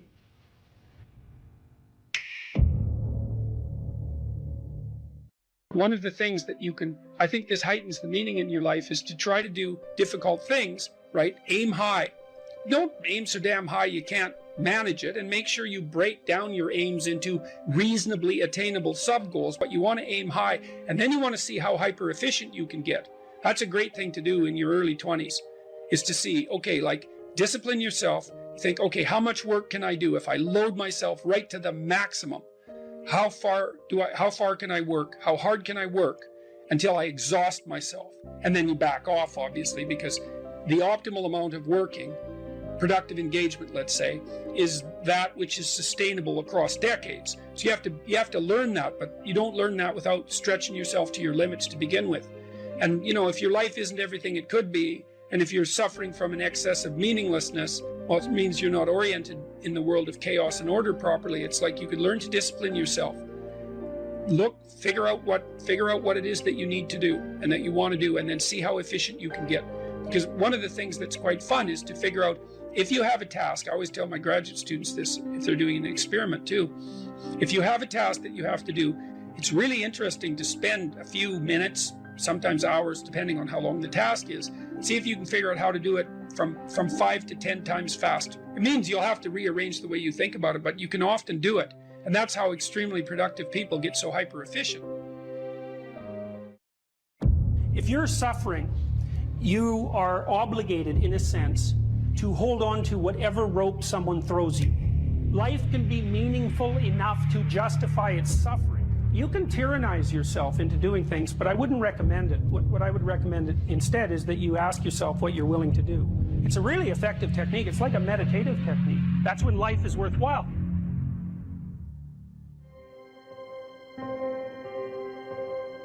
I don't know exactly what's going to help you, but don't arbitrarily throw out any possibilities because you might not have that luxury. Antidepressants help a lot of people, and there are technical reasons why that's the case. If you're offered a gift by your society and it works, try it. I don't care what your presuppositions are. The time you see people who are suffering with depression, for example, there's a multitude of reasons, but I'll take one common reason. You could think about it as associated with the story of Peter Pan. Peter Pan is someone who won't grow up, right? Now the problem with Peter Pan is he gets to be king, but it's king of Neverland. Neverland doesn't exist. So being king of nothing isn't that helpful. Well, one of the things that you often see with people who suffer from depression, and I'm not making a blanket statement about the cause of depression because there's lots of them, is that people who don't have enough order in their life tend to get overwhelmed. So for example, if someone comes into me to see me and they say they're depressed, I always ask them a very standard set of questions. Do you have a job? If you don't have a job, you're really in trouble in our society. First of all, your biological rhythms tend to go off the rails right away because there's no reason to go to bed at any particular time and there's no reason to get up. And for many people, if they don't get up at the same time, they foul up the functioning of their circadian rhythms, and that's enough to make them depressed right off the bat, especially if they start napping during the afternoon. They also don't have a purpose. People aren't good without a purpose, and this isn't hypothesizing.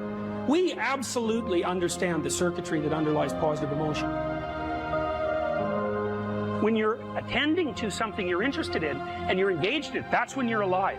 That's when life is worthwhile. It's so worthwhile that in those moments you don't even ask the question about it. The question itself goes away because the meaning that you're united with is so powerful that it can push back the adversity that would otherwise characterize life. Nietzsche said, the person who has a why can bear any how. We know how it works. Almost all the positive emotion that any of you are likely to experience in your life will not be a consequence of attaining things.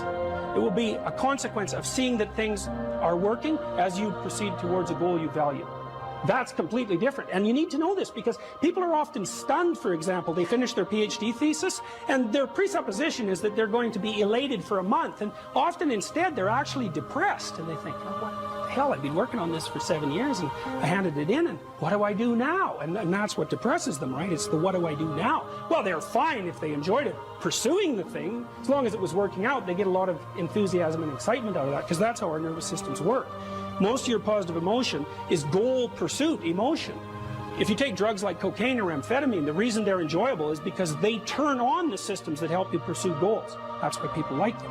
So if you don't have a job, you got no structure, that's not good. Plus, you tend not to have a point. So you're overwhelmed by chaotic lack of structure and you don't have any positive emotion.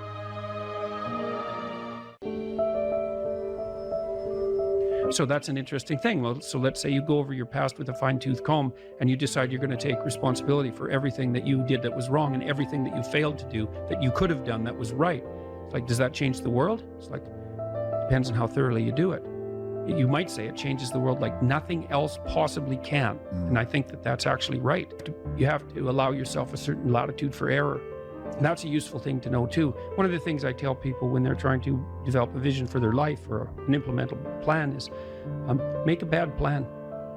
Like, make the best one you can, but don't get obsessive about it. It's like, make a plan, implement it. You'll figure out when you implement it why it's stupid.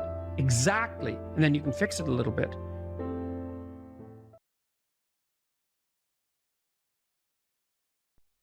What has been your experience with dealing with these men who have these nice guy tendencies, who can't stand up for themselves, who their moms raised them to be this type of anti-man? Yeah, well, sometimes that can also be temperamental, right? Because if a man happens to be high in agreeableness, this is also true of women. They're much more conflict averse and they're nicer in their temperament.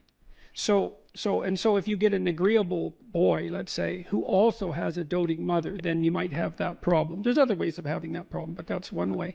Well, when I saw people like that in therapy, they were often resentful and angry and passive aggressive and getting in their own way, often to spite whoever was doting on them, let's say. And so the first thing I would do is listen to why they were there, and then start to unpack that anger, and then start to work with the individual to figure out how to voice that. You have to separate out what's old history and useless, and what's just narcissism and infantilism from genuine concerns. But if you listen to people, they will sort that out for themselves. That's one of the cool things about being a therapist, is if you listen, that happens more or less by itself.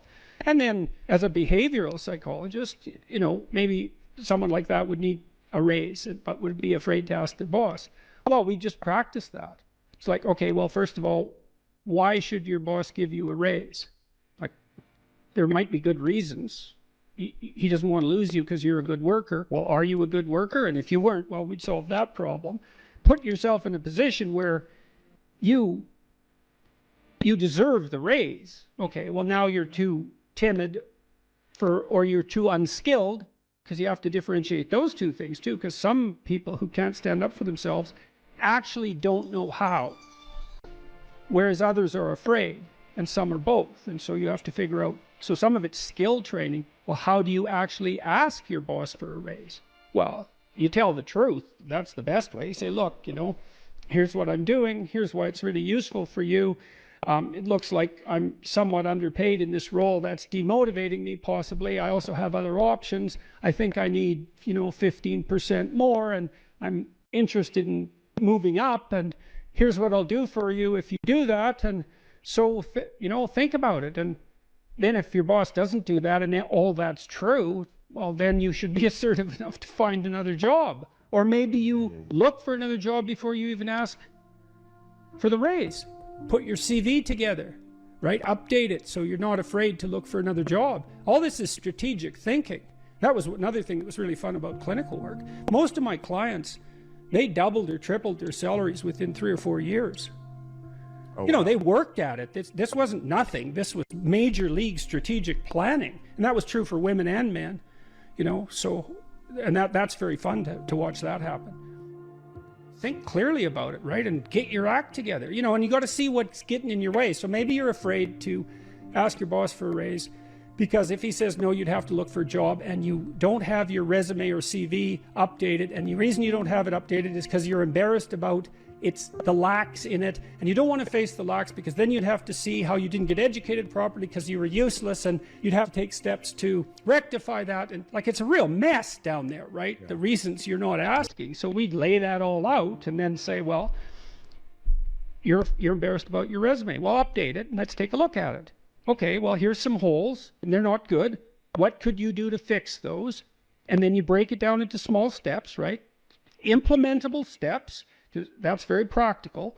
So that's a good thing to know. If you have your sights set on a goal, you'll move towards it if you break the steps down small enough so that even someone as useless as you will do it. And that also requires a fair bit of humility, because what you might find, especially if you're avoiding something, is that the step you are actually willing to take is so small that you're embarrassed to admit it to yourself, so you won't take any steps at all. Well, that's completely counterproductive. And the reason that's not proper thinking, let's say, or productive thinking, is that, well, small steps get bigger real fast. And it doesn't matter where you start. If you're doubling your utility every few weeks, who cares where you start? It starts to take off real quick.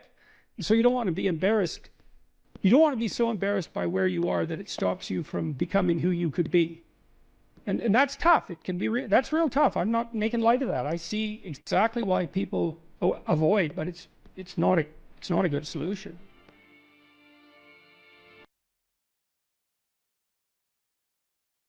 Put yourself together.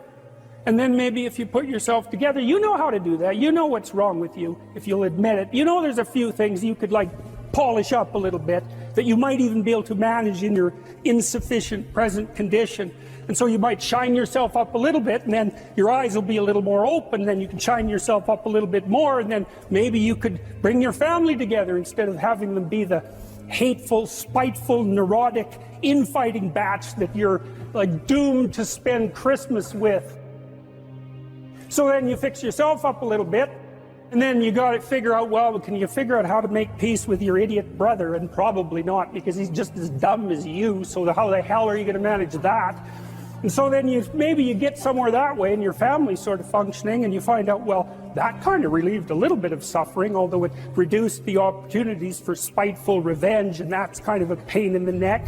And so then you get your family together a little bit, and you're a little clued in then, at least a bit, because you've done something difficult that's actually difficult. You're a little wiser, and so then maybe you could put a tentative finger out beyond the family and try to change some little thing without wrecking it.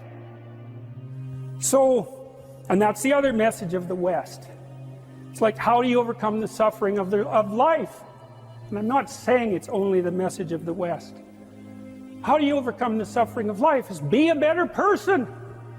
That's how you do it. Well, that's hard. It takes responsibility. And I think, if you said to someone, you want to have a meaningful life? Everything you do matters. That's the definition of a meaningful life. But everything you do matters. You're going to have to carry that with you. Or do you want to just forget about the whole meaning thing, and then you don't have any responsibility, because who the hell cares? And you can wander through life doing whatever you want, gratifying impulsive desires for how useful that's going to be. And you're stuck in meaninglessness, but you don't have any responsibility. Which one do you want? Well, ask yourself, which one are you pursuing? And you'll find very rapidly that it isn't the majority of your soul that's pursuing the whole meaning thing, because, well, look what you have to do that. You have to take on the fact that life is suffering. You have to put yourself together in the face of that. Well, that's hard. Christ, it's amazing people can even do it. I'm stunned every day when I go outside, and it isn't a riot with everything burning. There's all these ruined people out there. They've got problems like you can't believe. Off they go to work and do things they don't even like, and look, the lights are on. It's a miracle, and we're so ungrateful. College students, the postmodern types, they're so ungrateful. They don't know that they're surrounded by just a bloody miracle. It's a miracle that all this stuff works, that all you crazy chimpanzees that don't know each other can sit in the same room for 2 hours sweltering away without tearing each other apart, because that's what chimps do. Anyways, so I got to the bottom of some things, at least as far as I can tell, so I told you what the bottom is, and then I got this idea about what you might do about it, which isn't my idea. It's an old idea. It's far older than Christianity. It's old. It's the oldest story of mankind. Get yourself together. Transcend your suffering. See if you can be some kind of hero. Make the suffering in the world less. Well, that's the way forward, as far as I can tell, if there is any way forward. Live without it. Assuming you want to get better, there's usually something you can figure out that would constitute a step towards some sort of concrete goal. And my presumption, it's a behavioral presumption fundamentally, is that small accruing gains that repeat are unbelievably powerful. You can tyrannize yourself into doing things, but I wouldn't recommend it. What I would recommend instead is that you ask yourself what you're willing to do. It's a really effective technique. It's like a meditative technique. So, for example, you can get up in the morning and you can think, well, I'd like to have a good day today, so I'd like to go to bed tonight without feeling guilty because I, didn't do some things I said I was going to do, and I'd like to have kind of an interesting day. So you got to fulfill my responsibilities, and I want to, enjoy the day. Then you can ask yourself, well, what would I have to do in order for that to happen that I would do? And the probability, if you practice this for 3 or 4 days, is your brain will just tell you, it'll say, well, there's that piece of homework that you haven't done for like 3 weeks, you should knock that sucker off because it would only take you 10 minutes and you've been avoiding it and torturing yourself to death for 72 hours straight. And say, well, let's figure out what your aims are. You got to have some aims, whatever they are. And they might say, well, I'm so depressed I don't have any aims. And then I say, well, pick the least objectionable of the aims and act it out for a while and see what happens. Because sometimes your emotional systems are so fouled up that you have to pretend. You have to act the thing out before you can start to believe it. Life can be meaningful enough to justify its suffering. I thought, God, that's such a good idea. Because it's not optimistic exactly. Some people will tell you, well, you can be happy. It's like, those people are idiots. I'm telling you, they're idiots. There's going to be things that come along that flatten you so hard you won't believe it. And you're not happy then. And so if life is to be happy, well, in those situations, what are you doing? Why even live? But life isn't to be happy. If you're happy, you're bloody fortunate, and you should enjoy it. You should, because it's the grace of God, so to speak. People know when they're doing something meaningful. They can tell. So why the hell don't they do meaningful things all the time? It seems obvious. You could do it. I mean, it's hard, you know, because other people want you to do other things, and it's a struggle, but everything's a struggle. Oh, I get it. I see why. It took me about 10 years to figure this out. People have a choice. Choice number one, nothing you do means anything. Well, that's kind of a drag, right? It's the meaninglessness of life and all that, existential angst. You know, that's kind of a pain. But the upside of nothing that you do is meaningful is you don't have to do anything. You've got no responsibility. Now, you have to suffer because things are meaningless, but that's a small price to pay. The alternative is everything you do matters. Really. If you make a mistake, it's a real mistake. If you betray someone, you tilt the world a little more sharply towards evil rather than good. It matters what you do. Well, if you buy that, then you can have a meaningful life.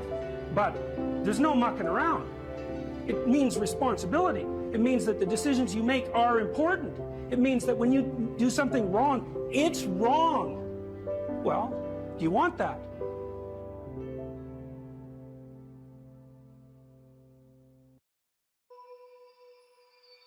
We should make a very clear distinction here that often when people are embittered and resentful and feel like they're victims, it's because really awful things have happened to them. Now, not always, but often. And so then the question is, well, if you're in a situation and something really awful is happened to you or has happened to you, then, well, why shouldn't you feel like a victim? And is there a better alternative? And part of what you were trying to lay out in this part of the book is what those better alternatives are. So part of looking for that hero is to find out from someone else's example. In your case, it was your mother, but these other sources that you described of people who were in a sort of hell in an undeniable sense, but who chose in a very real way to make it as good as it could possibly be given the circumstances. And so they had to turn to sources of power, let's say, and strength and fortitude and resilience that weren't, in some sense, obviously associated with the catastrophe. I mean, in your mother's case, it's a pretty tragic situation. She's a young mother, she has young kids, now she has breast cancer, and she fights a losing battle over a period of 5 years. That's pretty bad. And then you have to ask yourself, given that that's obviously pretty bad, how is it even possible that someone could handle that with not only grace and courage, but the kind of grace and courage that leaves their children with an immovable sense of the ability to prevail in the face of the deepest adversity? I mean, that's really something. You said here, thousands have come before you and they did just fine. So quit your complaining. And it's not because you have nothing to complain about. That's not the case. It's that that's not the right approach. The fact is, and this is such an optimistic fact, as well as a judgment in some sense, the fact is that if someone else can do it, so can you. And that's something, right? If you're reading about the great heroes in history, people who are in these terrible situations, and you see someone rise to the occasion, and then you can say, well, that was a person who did that, and I'm a person, and so maybe I have that capacity too, even though I don't know how to approach it. And then some of the rest of your book, much of the rest of your book, I would say in some sense is a guide to help people figure out how they could approach that. One of the things you point out first is, well, notice who you admire. And then maybe try consciously practicing becoming like that. And you know, people are very, very, very, very tough. And it turns out that if you face things, that you can put up with a lot more than you think you can put up with, and you can do it without becoming corrupted. And she did recover quite fully, and much as a consequence of her own machinations, because she figured out what was wrong with her and then took the necessary steps to fix it, which is nothing short of a bloody miracle as far as I'm concerned. And anyways, part of the cat bit is I actually start by talking about our dog, who actually died about a year ago, but he's still alive in the book. I let people know, because dog lovers love dogs, and if you love cats, then they think you don't like dogs, and then they think they don't like you. So I also point out at the beginning of the chapter that, if you want to pet a dog on the street, that's okay too, so you don't have to get up in arms about it. But the idea is that, you have to be alert when you're suffering. You have to be alert to the beauty in life, the unexpected beauty in life. And that's kind of what I was trying to get across with the idea of the cat. There's this cat that lives across the street from us called Ginger, and Ginger's a Siamese cat. And cats really aren't domesticated, technically speaking. They're still wild animals, but they kind of like people. God only knows why, but they do, And so Ginger will come wandering over, and our dog looks at her, but they're friends, and she rolls over on his back, and Seiko used to, nose her a bit, and then she'd kind of mosey over and let you pet her if she was feeling like it that day. And, you have to look for that little bit of sparkling crystal in the darkness when things are bad. You have to look and see where things are still beautiful and where there's still something that's sustaining. And, you narrow your time frame and you be grateful for what you have, and that can get you through some very dark times, and maybe even successfully if you're lucky. But even if unsuccessfully, then maybe it's only tragic and not absolute hell. And you can do that, in the worst situation. You can make it only tragic and not hell. And there's a big gap between tragedy and hell. There's nothing worse at a deathbed than to see the people there fighting. The death is bad enough, but you can take that, as terrible as it is, and make it into something that's absolutely unbearable. And maybe I think, and this is sort of what I closed the book with, this idea is that if we didn't all attempt to make terrible things even worse than they are, then maybe we could tolerate the terrible things that we have to put up with in order to exist, and maybe we could make the world into a better place, and it's what we should be doing and what we could be doing, because we don't have anything better to do. And that's what the book is about, and that's the end of 12 Rules for Life.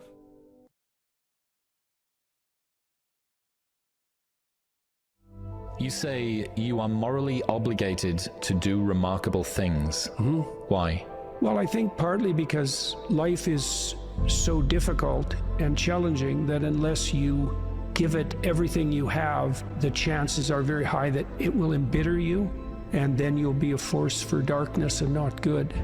And so, the fact that life is short and can be brutal can terrify you into hiding and avoiding.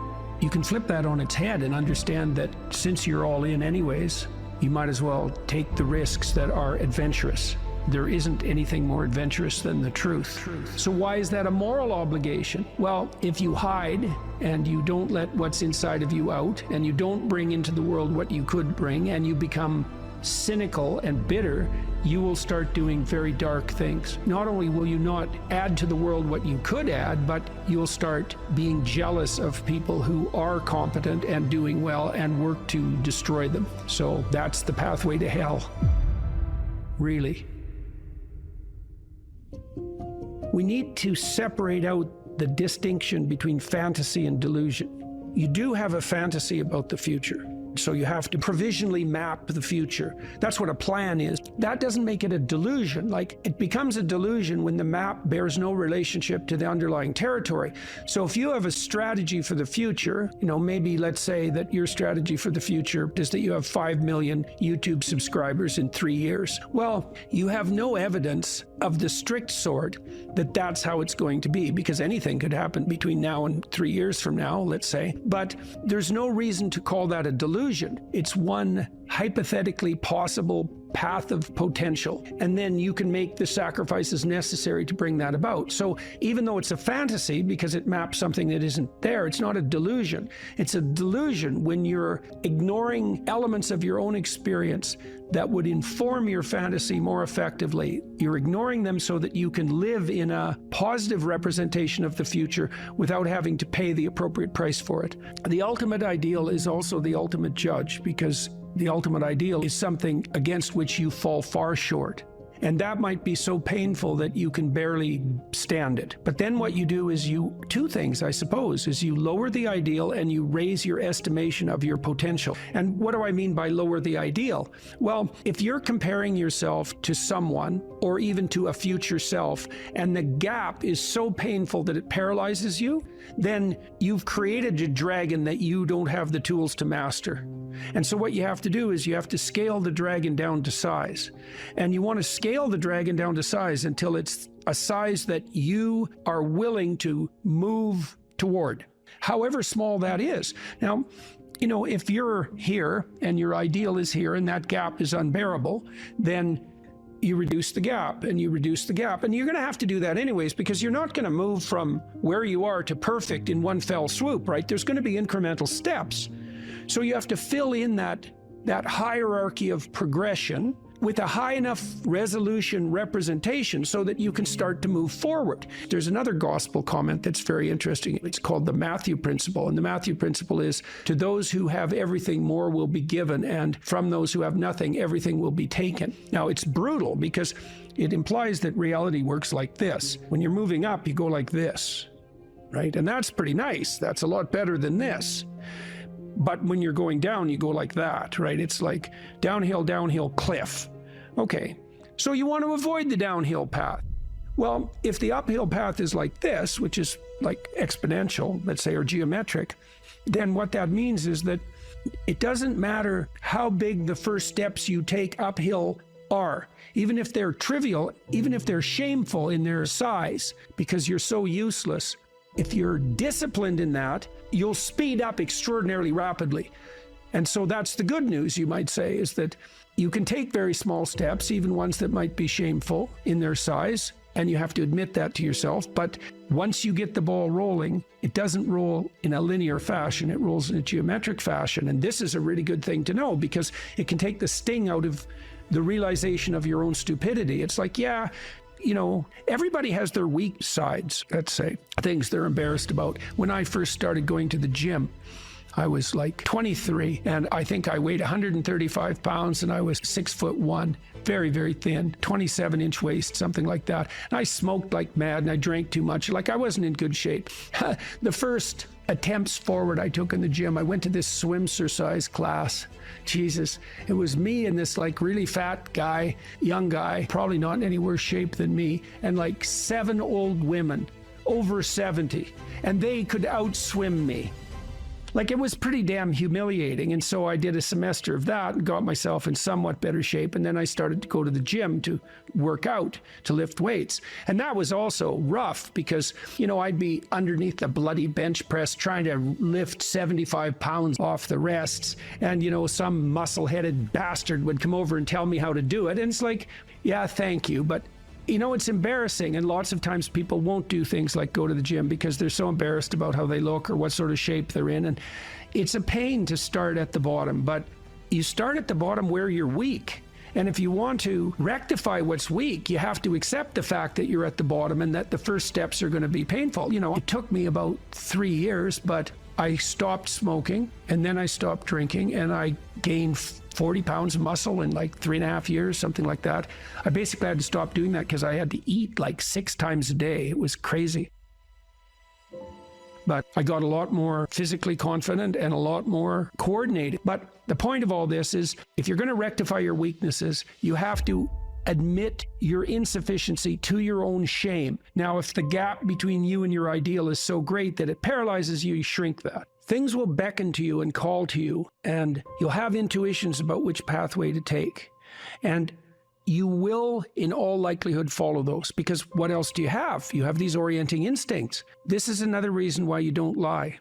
Because if you lie and you practice lying, you pathologize your instincts. And then your intuitions lead you wrong. You don't want to lie because you program yourself falsely, and then you automatically see what isn't there.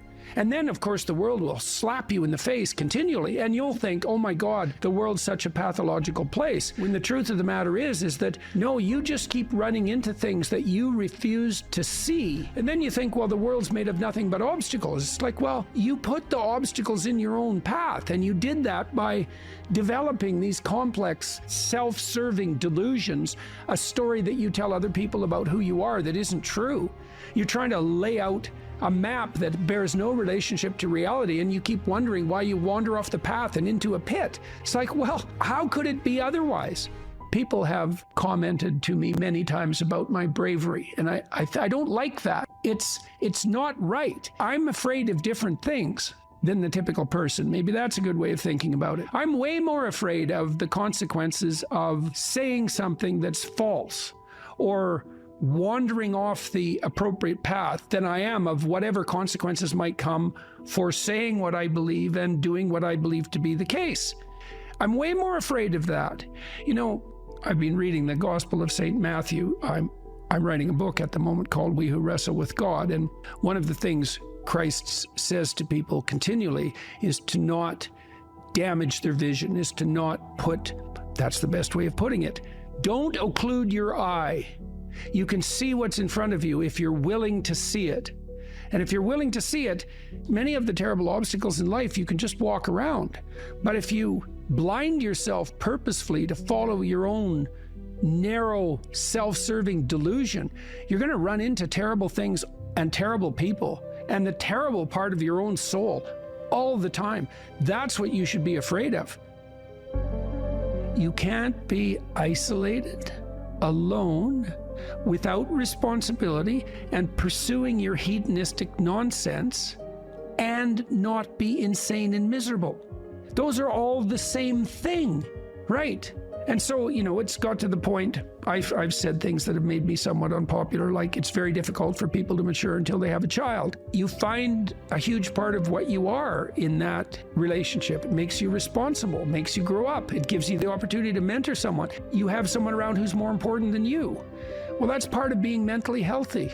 It's a huge part of it. This enterprise that I've helped put together, Alliance for Responsible Citizenship, we're trying to put forward a model of governance. It's called a subsidiary model, and the idea is that people have multiple social roles that scale. No, there's you. You should take care of yourself, integrate yourself, which means you can conduct yourself properly across the medium to long run. You're self-sustaining. Then you can maybe extend that to your partner, and then to your family, and then to your local community, and then to broader communities as you become more and more competent and able to take on that responsibility. That's the alternative to isolated hedonic slavery. You're slave to your own whims, and it's the alternative to tyranny, because if you take on all that responsibility, you don't have any need for someone to govern you. It's truly the case that your sanity is the concordance between you as an individual and the world. That's the sanity. You're distributed out into the world, and you should be, and you want to be. That's where the adventure is. You want to be solipsistic? The solipsistic porn masturbator. Jesus, it's no wonder you be aimless and miserable. Well, God, it's so pathetic. Why am I so unhappy? It's because you think about yourself. Oh, no, you think about the lowest impulses in yourself all the time. That's why you're miserable. People exist in a sacrificial relationship to the world. What does that mean? It seems to mean something like human beings are aware of their extended self. You know you're going to be around tomorrow and next week and next month and next year and 5 years from now and 10 years from now. Now it's less certain as you go out, but you do have the sense of yourself as something that stretches across the decades. Okay, and so what that means is that you have to conduct yourself in a manner that isn't merely immediate.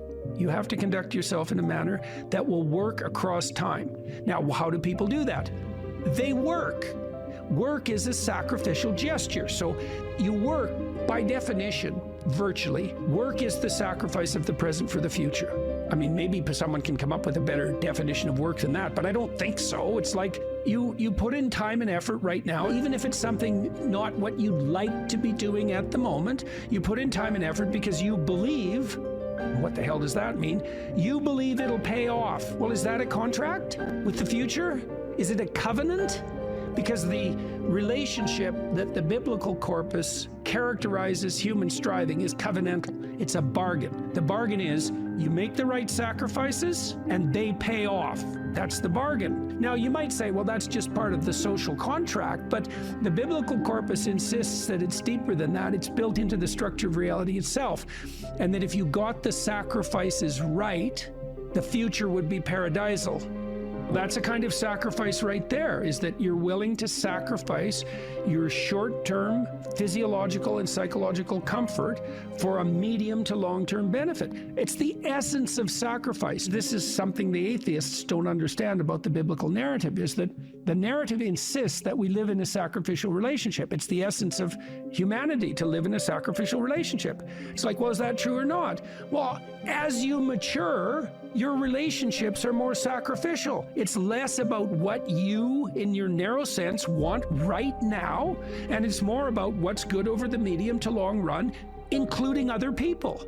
Well, that's a sacrificial relationship. Now, the covenant, and this is a matter of faith. It's the matter of the deepest faith. Are you willing to act out the proposition that the way to make the world reveal its will suffice?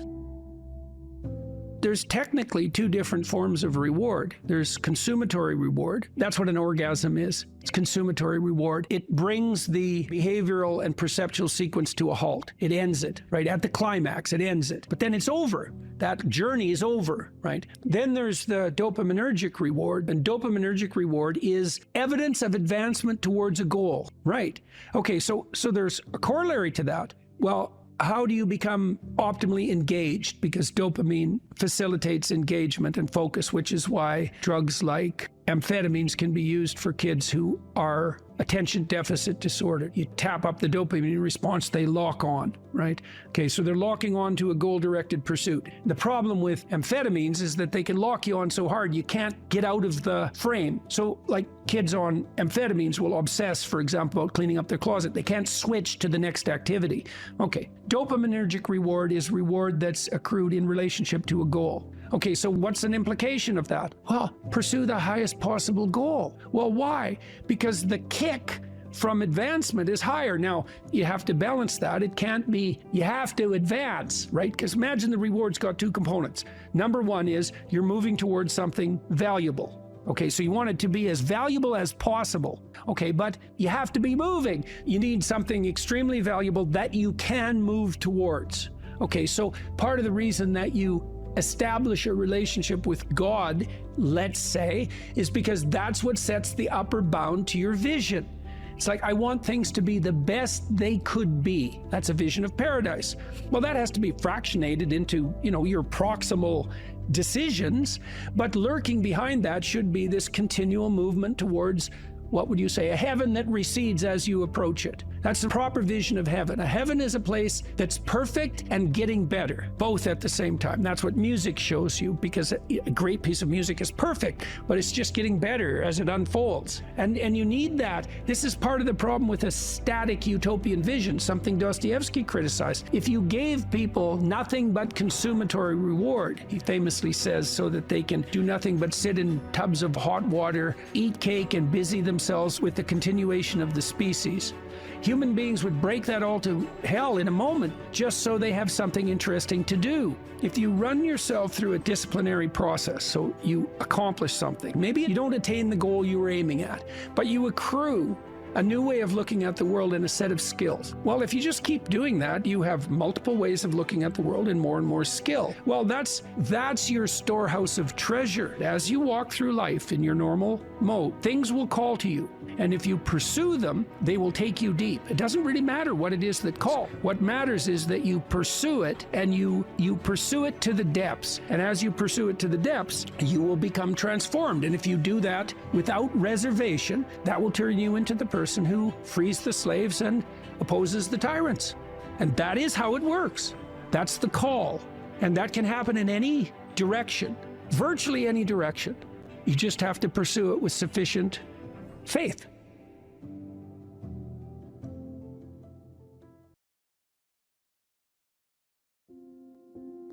If you could have what you wanted in this moment, and I could deliver it, what would it be?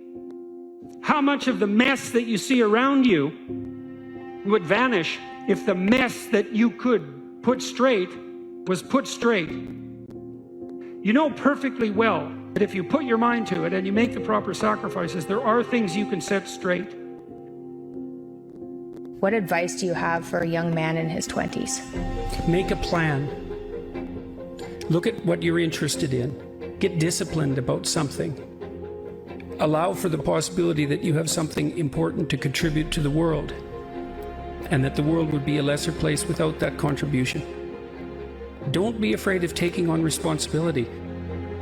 It's where you find what sustains you in your life. You can take on too much responsibility. You have to be cautious in that regard, but that's a less common problem than not taking on enough. A lot of the things that people regard as traps are actually the means to their life. You have to understand that you're not your own servant, so to speak. You're someone that you have to negotiate with, and you're someone that you want to present the opportunity of having a good life to. And that's hard for people because they don't like themselves very much. You have to believe that your action has some redemptive possibility, because why would you do it otherwise? And you might say, well, I kind of believe that. It's like, well, that's not good enough. You know, you kind of got to throw yourself all into it. And what's the cost anyways? It's not like you're going to get out of this alive. So you're pretty much all in, whether you want to be or not. And maybe if you were voluntarily all in, things would be a lot better than they are.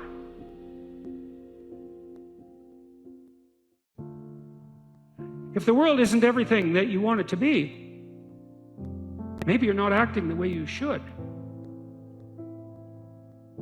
One of the things people do to buttress themselves against failure is to never let themselves really gain clarity about what they need and want. Let's say you try something, but you only do it half-heartedly.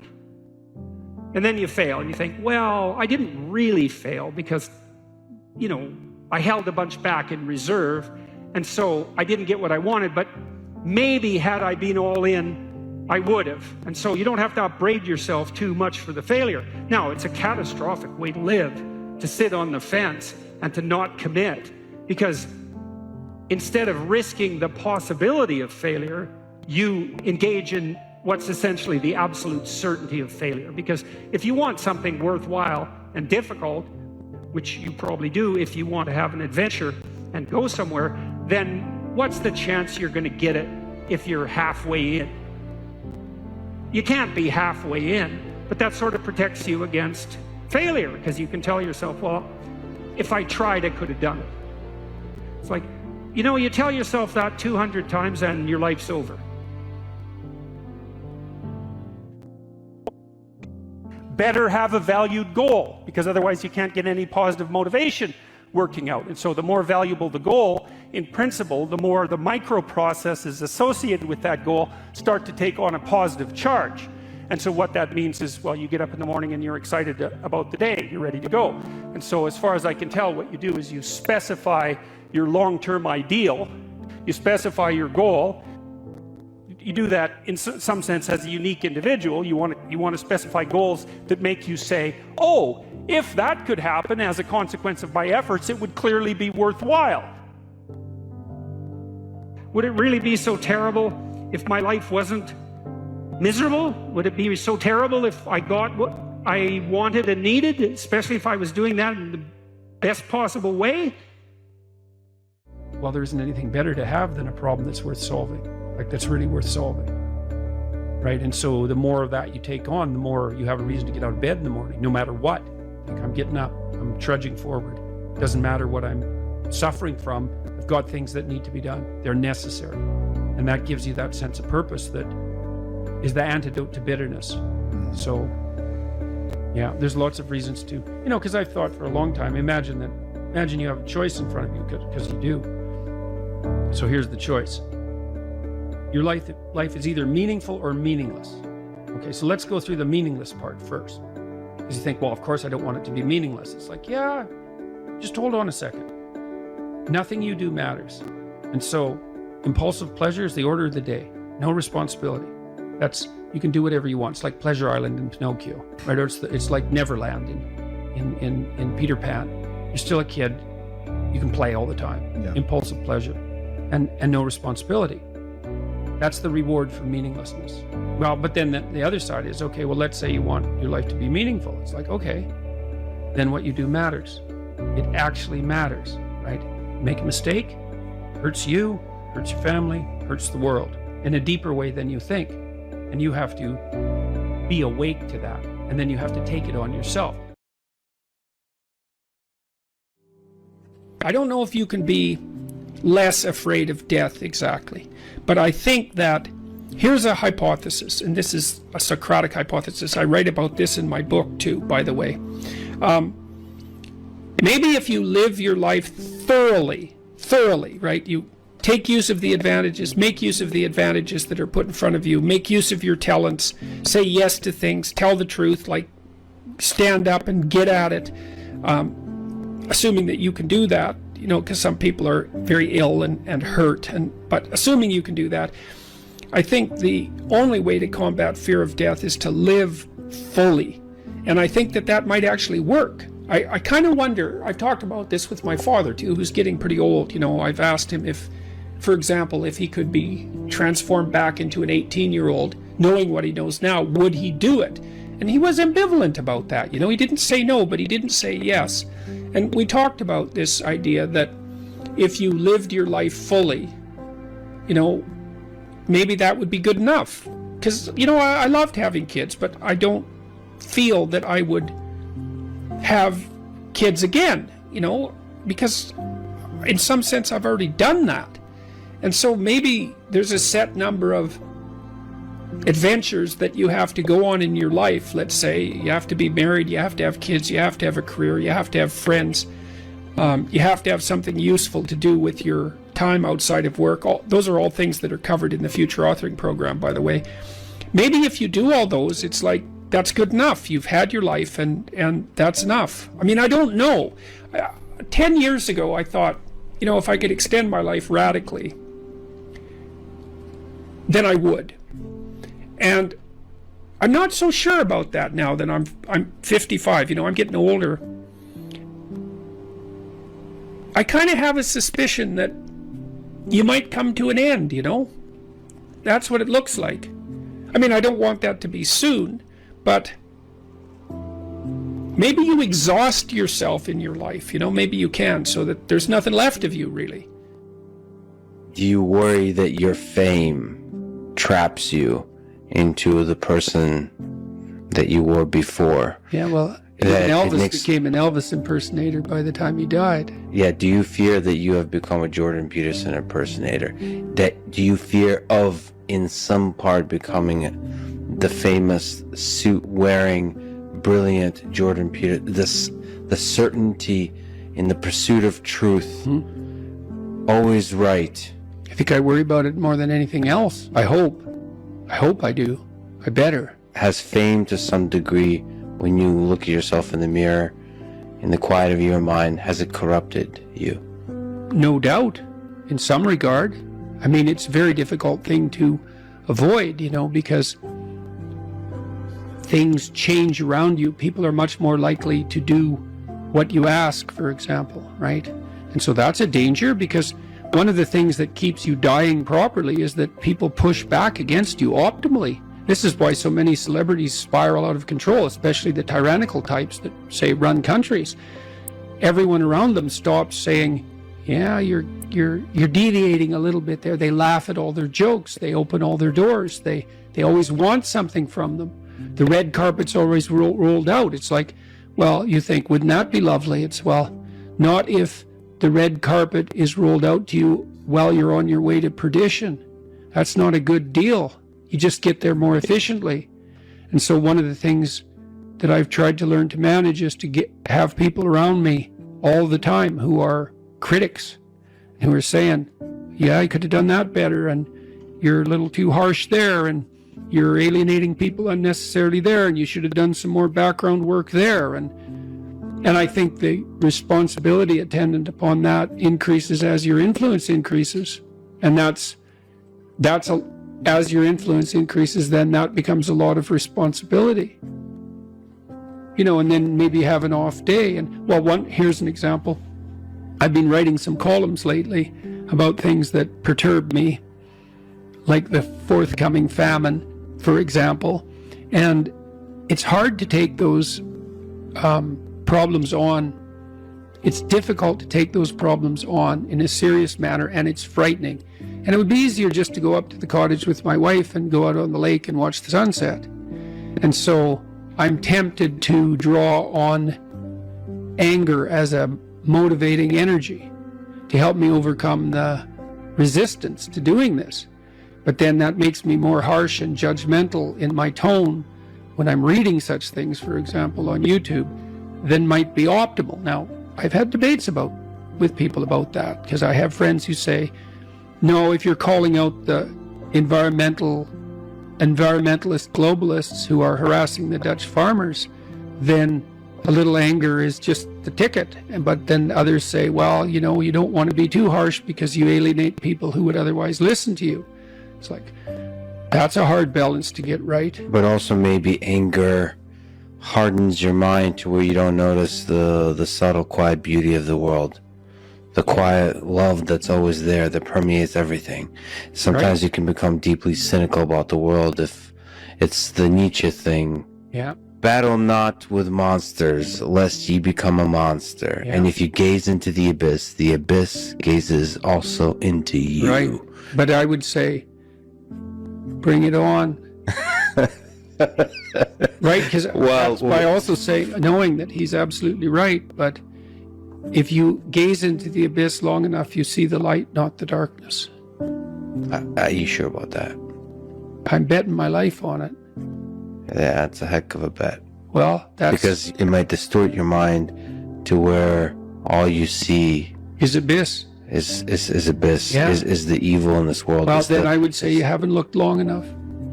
You know, that's back to the swords, the flaming swords. It's like, so I said the whole story of Christ was prefigured in that image. It's like the story of Christ psychologically is radical acceptance of the worst possible tragedy. That's what it means. That's what the crucifix means. Psychologically, it's like gaze upon that which you are most afraid of. But that story doesn't end there, because in the story, it has to be a voluntary journey to hell. And maybe that's true for everyone. There is no more terrifying idea than that, by definition. And so then, well, do you gaze upon that? Well, who knows? Who knows? How often do you gaze upon death, your own? How often do you remind yourself that this ride ends? Personally? Personally. All the time. Because you, as a deep thinker and philosopher, it's easy to start philosophizing and forgetting that you might die today. The angel of death sits on every word. How's that? How often do you actually consciously... all the time. Notice the angel? All the time. I think it's one of the things that made me peculiar. When I was in graduate school, you know, I thought about, I had the thought of death in my mind all the time. And I noticed that many of the people that I was with, these were people I admired fine. That wasn't part of their character, but it was definitely part of mine.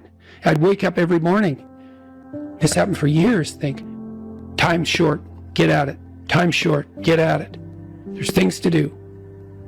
And so that was always, it's still there. And it's still there with, I would say, and it's unbearable in some sense. Are you afraid of it? Like what's afraid your of relationship? Death? Yeah. You know, I was ready to die a year ago. And not casually. I had people I loved, you know. So no, I'm not very worried about me, but I'm very worried about making a mistake. Yeah. I heard Elon Musk talk about that a couple of months ago. It was really a striking moment. Someone asked him about death, and he said, just offhand, and then went on with the conversation. He said, that'd be a relief. And then he went on with the conversation. And I thought, well, you know, he's got a lot of weight on his shoulders. I'm sure that part of him thinks, It'd be easier just if this wasn't here at all. Now, he said it offhand, but it was a telling moment in my estimation. So for him, that's a why live question. The exhaustion of life. If you call it life is suffering, but the hardship. I'm more afraid of hell than death. You're afraid of the thing that follows. I don't know if it follows or if it's always here. And I think we're going to find out. What's the connection between death and hell? I don't know. I don't know. I don't know. Is there something that needs to be done before you arrive? You're more likely to die terribly if you live in a manner that brings you to hell. If you write a book, which is virtually impossible, and then get a publisher, which is virtually impossible, you probably have a rejection rate of 99%. So then if you do manage to publish the book with a reasonable publisher, which you won't because it's impossible, then you get 8% royalties. That's it. So 92% of your labor goes to the sales, marketing, and distribution end of things. And so it's very, very difficult to generate capital as an entrepreneur. And there's innumerable impediments. One of the things that people do, and this is something for those of you who might be entrepreneurially minded, here's another thing that you have to understand, is that you can't really create a product and then launch it. Because first of all, you don't know how to do that. You might know how to create the product, but you do not know how to market or sell it. You don't know how to advertise it. You don't know how to communicate about it. You don't know how to ship it. Like, there's all sorts of things you just don't know. But worse is you don't know if people will use it. And so what companies do that roll out new products on a relatively continual basis do is they don't develop the product and then go sell it. They continually communicate with their customers about what product the customer is willing to buy next, and then they develop that. And so you have to have your market identified, and then you have to be in continual communication with the market while you develop the product. It's not, I build a better mousetrap and the world comes, marching to my door. That isn't how it works. Is that you got to find out if someone wants to buy your stupid thing. And then the next thing is that even if you have a great thing, you're going to go talk to people and they have 50 great things that they might buy. And they're all great, but they're not going to buy all 50. They might buy one, maybe, and maybe they'll buy it this week, but probably they'll buy it in 6 months. And they're not going to buy any of them, no matter how great, unless they're on fire and you're selling water. Because they're so busy already, right? They're so overwhelmed and preoccupied by their jobs that if you come in and you say, well, here, this is going to increase your efficiency by 20%, and here's the 3 weeks you'd have to spend doing that, and then the payoff would come in the next years, they'll say, yeah, well, I'll do that as soon as I have time. And as soon as I have time is never. So if they're on fire and you have water, you can sell it to them. But that's all, because otherwise it's a no-go. So those are all things that are worthwhile knowing, because they're very hard to learn. And very comically, I mean, if you would have told me when I first started developing these tests that one of the reasons corporations wouldn't buy them was because they worked, that I would have just thought, really? I mean, come on, really? That's really the reason? It's like, yeah, that's the reason. God. So very, very, very problematic. And then they already have their processes in place and they're entrenched. And then the next problem is, you haven't got any customers. I think I told you that before. You don't have any customers and you show them the statistics, but they can't understand the statistics. And they also have 200 other people selling them things, and 50 of them are crooks. So they're just lying about what they're doing, and they can't tell the difference between the liars and the people who are telling the truth. And so they can't understand the statistics for themselves, and they can't verify them anyways. So what they ask you is, who else is using it? And if the answer is, well, everybody, then you don't even have to do the sale because you're already rich. And if the answer is nobody, then they're going to say, well, why is nobody using this? You say, well, it's the hottest thing that's come along. And they think, well, I'm not going to be the sucker who gets painted, red and fired because this failed. That they do not think this might make me succeed. People do not care about whether or not they succeed. They care about whether or not they fail. And so that's another thing, is that if you're marketing something and you can say, this will stop you from being identified as a failure, then people might be happy about that. But if you say, this will really help you succeed, it's like, no, I don't want to succeed. I just don't want to fail. I don't want to succeed. I just want to be invisible and be left alone. And if you're looking for people's fundamental motivation, that's it. They want to be invisible and they want to be left alone. I tell you the zebra story? Any of you know that story? Okay, I'll tell you this zebra story. Stop me if I've told it to you before. This tells you everything you need to know about human beings. So it's worth knowing. Okay, so zebras have stripes. And people say, well, that's for camouflage. And then you think about that for 2 seconds and you think, that's a really stupid theory, because lions are camouflaged and they're like golden like the grass. And zebras are black and white, so you can see a zebra 5 miles away. It's like, there's a zebra, it's black and white. So the whole camouflage thing, that's just not working out so well as a hypothesis. Okay, so biologists go and they decide to take a look at some zebras. And so they're looking at a zebra on the herd, because there's no zebra, right? Just like there's no fish. There are schools of fish and there are herds of zebras. There isn't a fish. This is why I think the cod aren't coming back. There are no cod. There are massive 100-mile-long schools of cod, 10 stories deep, 20 million years old. You wipe out the school, you don't just get to throw a cod in the water and say, well, you know, off you go. It's like, well, where's my city? It's like launching you in the middle of a field. It's like, well, go out there and reproduce. It's like, no, that's not going to happen, you know? So without the school, there's no cod, and you can't just introduce a whole school of cod because you don't have a whole school of cod. So, you know, maybe the cod are never coming back. And zebras are the same thing. There's not a zebra. There's zebras. And so you're looking at the zebras, trying to study a zebra, and you look at the zebra and you make some notes and you look up and you think, oh, Christ, which zebra was I looking at? And the answer to that is you don't know, because the camouflage is against the herd.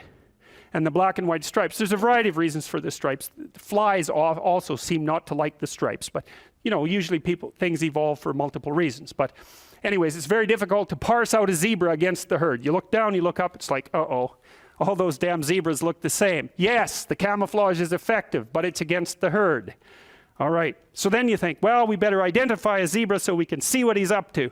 So then you take your Jeep and a can of red paint and a stick with a rag on the end of it, and you drive up to the zebras and you paint their haunch red a little bit, put a nice red dot on their haunch, or maybe clip their ear with a cattle clip.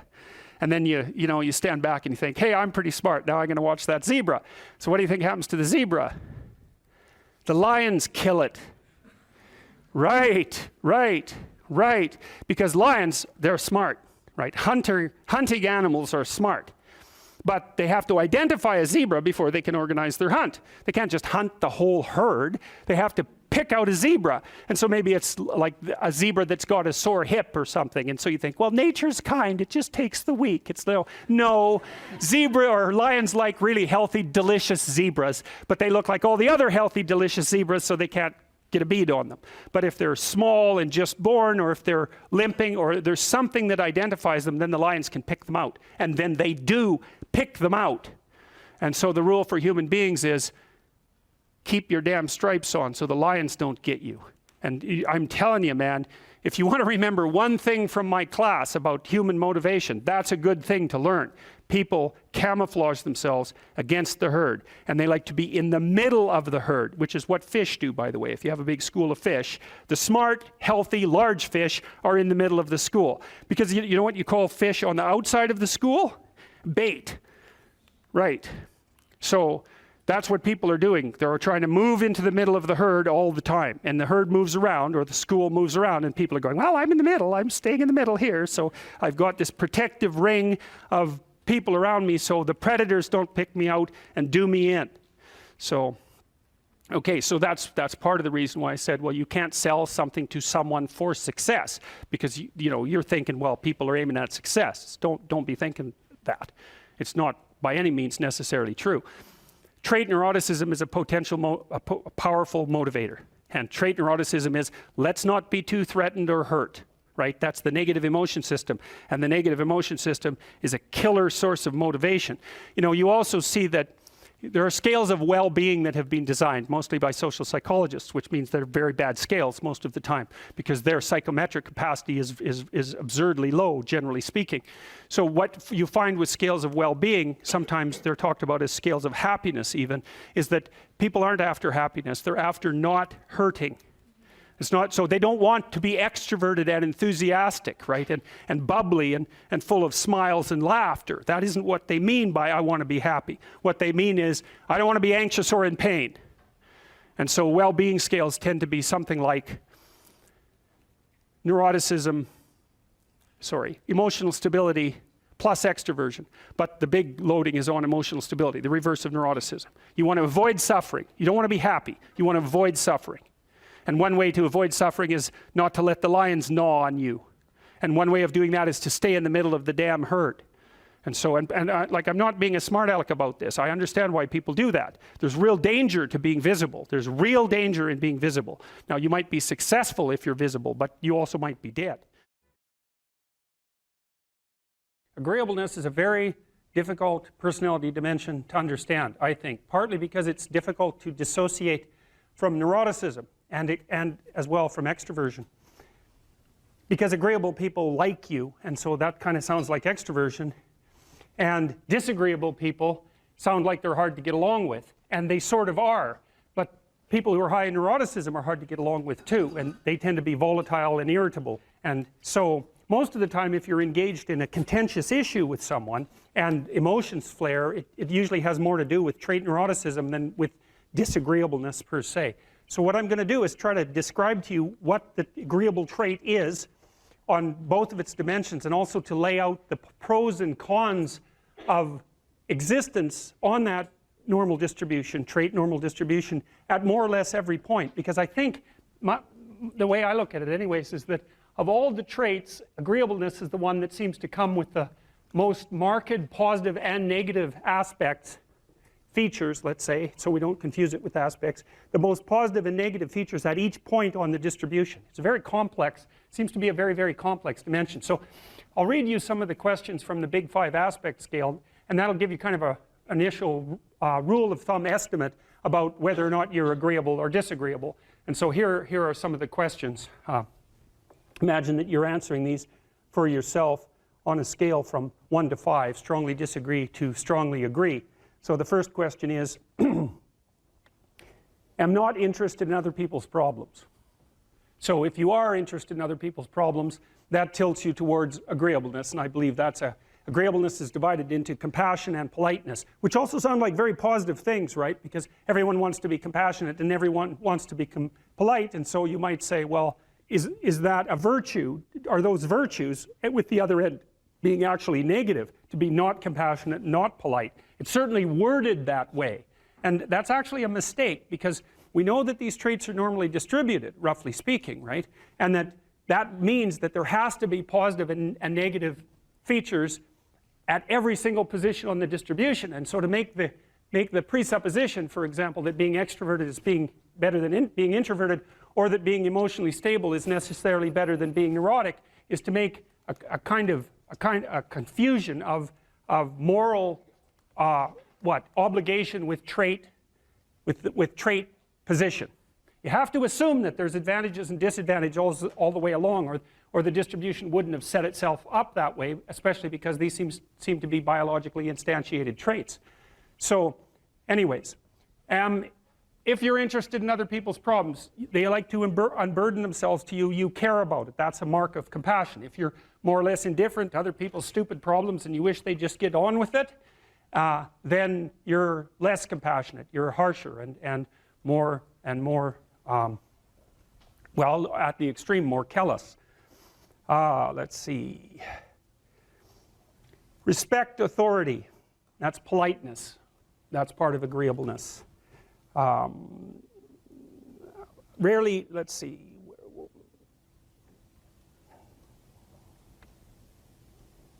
Feel others' emotions, compassion.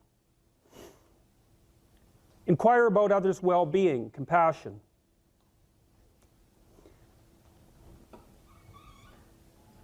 Can't be bothered with others' needs. Take advantage of others. That's disagreeable, obviously. Sympathize with others' feelings. Avoid imposing my will on others. Wait for others to lead the way. Okay, I think all of those were associated with trait agreeableness or disagreeableness. So let's think about this for a minute. So I'm going to tell you how I conceptualize agreeableness. The first thing you want to know is that women are more agreeable than men, about half a standard deviation. And that's approximately enough so that if you took a random male and a random female out of the population and you tried to guess who was more agreeable and you guessed the female, you'd be right about 60% of the time.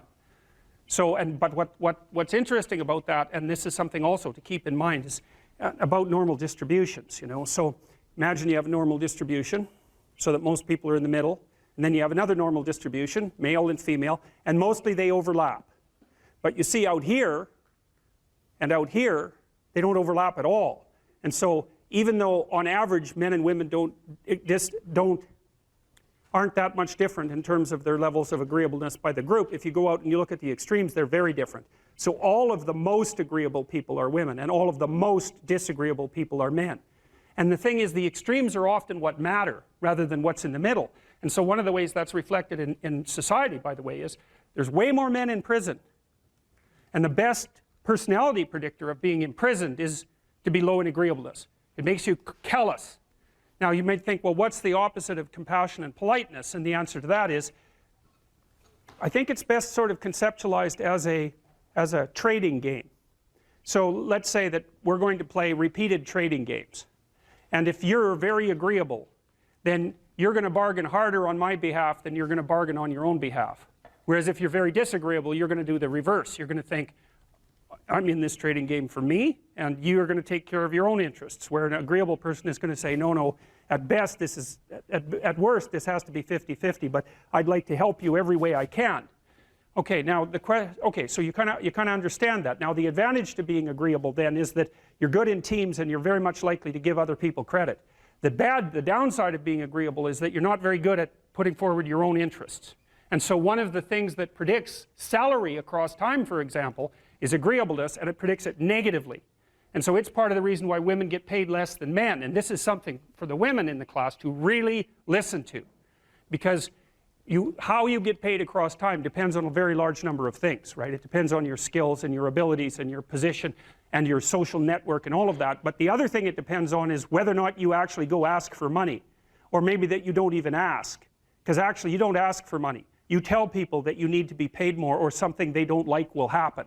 And I don't mean as a threat. I mean that you have to be willing, when you're negotiating, to have an alternative. You go talk to your boss, who isn't going to give you money, because everyone wants money, right? It's a competitive game. You're going to have to go there and say, look, here's what I do. Here's why it's useful. Here's why you have to give me more money. And this is my opportunities if you don't. And then you're not taking your boss's money anyways, because it's very frequently the case that he's working for a whopping big company.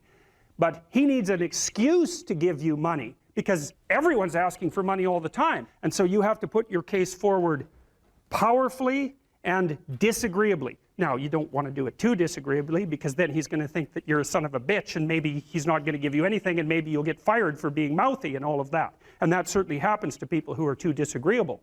You got to get the balance right. But it's definitely the case. And the other thing that happens to women that's also worth noting, and this is probably because they're higher in negative emotion, is they tend to underestimate their own utility in business settings, right? Because if you're trying to evaluate what you're like, and you're more tilted towards negative emotion, then the things that you do that are wrong are going to stand out more on the foreground than the things that you do that are right. So if you go into a negotiation and you're uncertain already because you have self-doubts, and then you're agreeable in the negotiation, what's going to happen is that you're not going to win as often.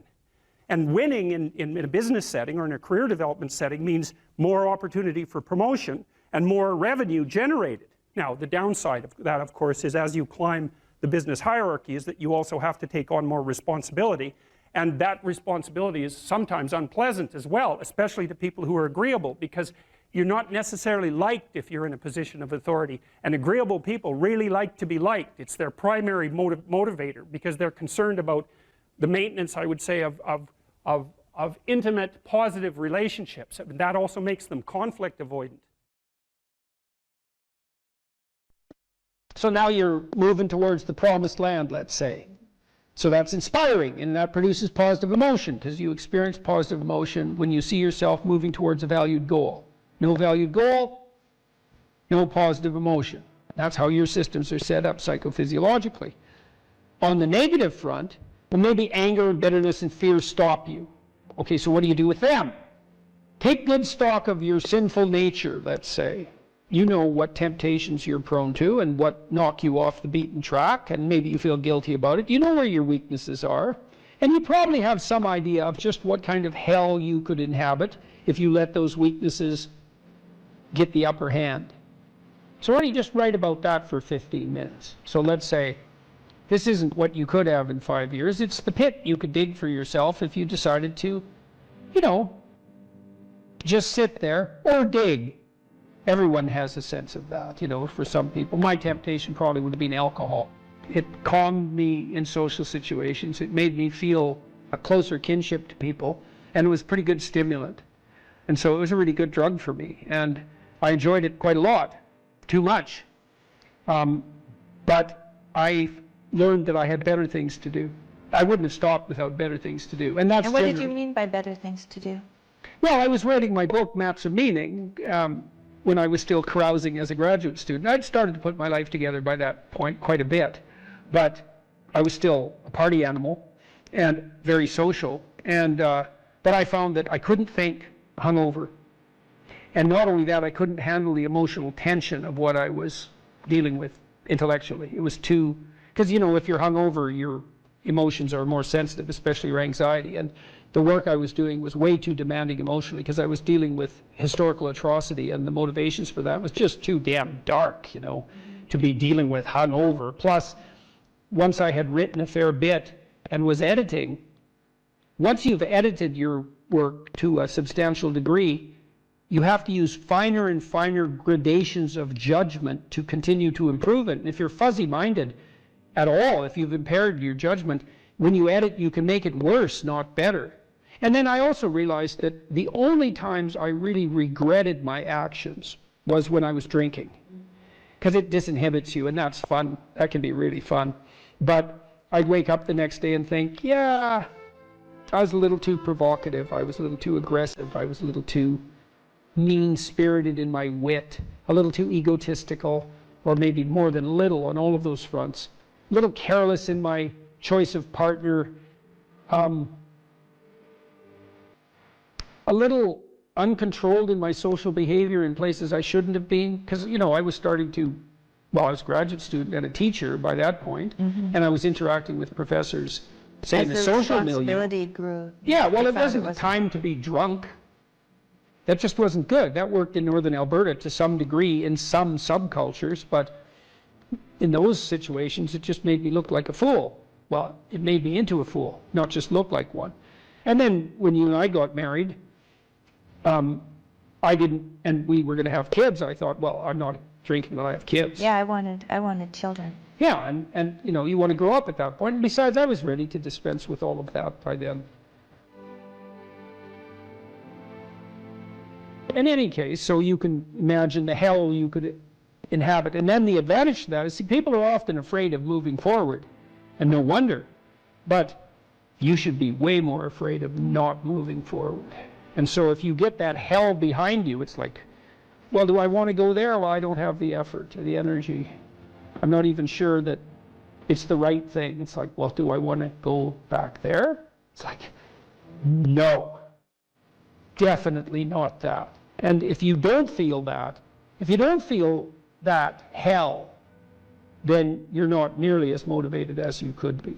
Because if you have any sense of just exactly how bloody dismal and dark things could get, then, and that's right there for you. And that was one thing that...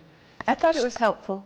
I thought it was helpful when I did the future authoring to think about where I would go if I went to the wrong place. Why? Well, it's just good to know how you will fall apart. Yeah, well, and you it's possible. And you can also ask yourself, and studying historical atrocity also helped me with that. It's like, well, do you want to be what would you call a sadist? You're bitter and resentful. You want to hurt other people? Is that where you want to end up? You want to lie and deceive? Because that's where you end up if you lie and deceive. You want to be resentful and bitter? Because that's where you end up if you're resentful and bitter. Yeah, but sometimes, you know, people, they just don't know what to do about it. So your program helps them to make a plan. Yeah, well, and the plan is really, look, we're visionaries, man. Human beings are visionaries. Really. Well, I found when I did the self-authoring, the 15 minutes of writing that I did, the dreaming I did, Yeah. when I wrote about my future and just dreamed of what it could be like if it was just what I wanted. Yeah. And then outlined the goals, because you outline goals after that Yeah, in the yeah. future authoring. Those things that I had identified appeared in my life. Those. Yeah, well. And that was quite shocking to Well, me. the thing is, you look at the world through a goal-directed framework. And so when you switch your goals, what appears to you in the world switches. It's mystical in a sense, but in another sense, it's just understandable. It's like, well, if I look that way, I see the TV and the couch, and if I look this way, I see you in the chair. Well, that's not that mysterious, but what I've done is I've changed the reality that manifests itself to me just by changing the direction of my orientation. Well, we do that metaphysically as well.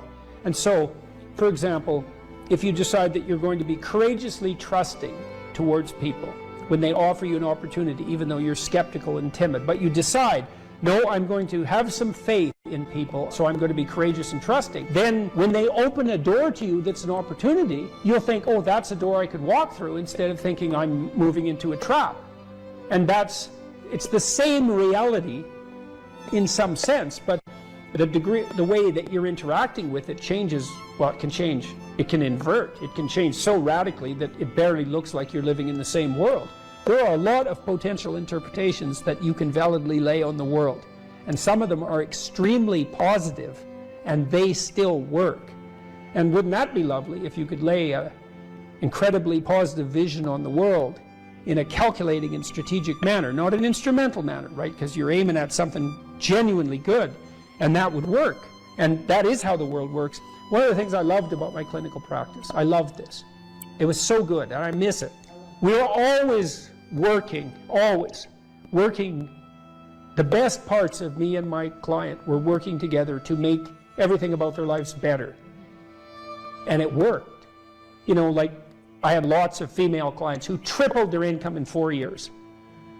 They didn't even think that was possible. It's like, well, I don't make enough money, I'm barely making ends meet, single mothers, I have no idea what to do, I don't like my job. It's like, well, let's make a plan here. You know, what do you want? Well, I'd like to make this much money. Why don't we double that? And just, because you're going to aim at something. Some people do make more money than that, so maybe it could be you. Well, is that even possible? It's not even possible. It's like, well, let's just assume that maybe it's possible and see what you'd have to do. Well, you got to get your CV together. Well, it's full of holes. Okay, well, let's fix the holes. Okay, now you got to get a plan. Well, I'm not very good at interviews. Okay, let's practice interviewing till you're not just good at it, you're looking forward to it. You know, I had clients who were in such dire situations that all I could do was really help buffer them against that. But they were a minority. I wouldn't say more than 5% of my practice fell into that category. Everyone else, it was like just rapid improvement on all fronts, you know. And that's such fun. And there isn't anything more practical. This is the thing, too. There is nothing more practical than developing a vision. It's not some pie-in-the-sky exercise. Without a vision, you're chaotic and fragmented and hopeless and disappointed, and someone can stop you just by putting up a single obstacle. You're a house divided amongst itself. You have no forward movement. You're not enthusiastic, and that's to be filled with the Spirit of God, by the way. And your life is a sequence of disappointments and frustrations and tragedies, and you're a leaf blowing in the wind. And that is not what you're called to be. That's not what you're called to be. You're called to be a visionary constructor of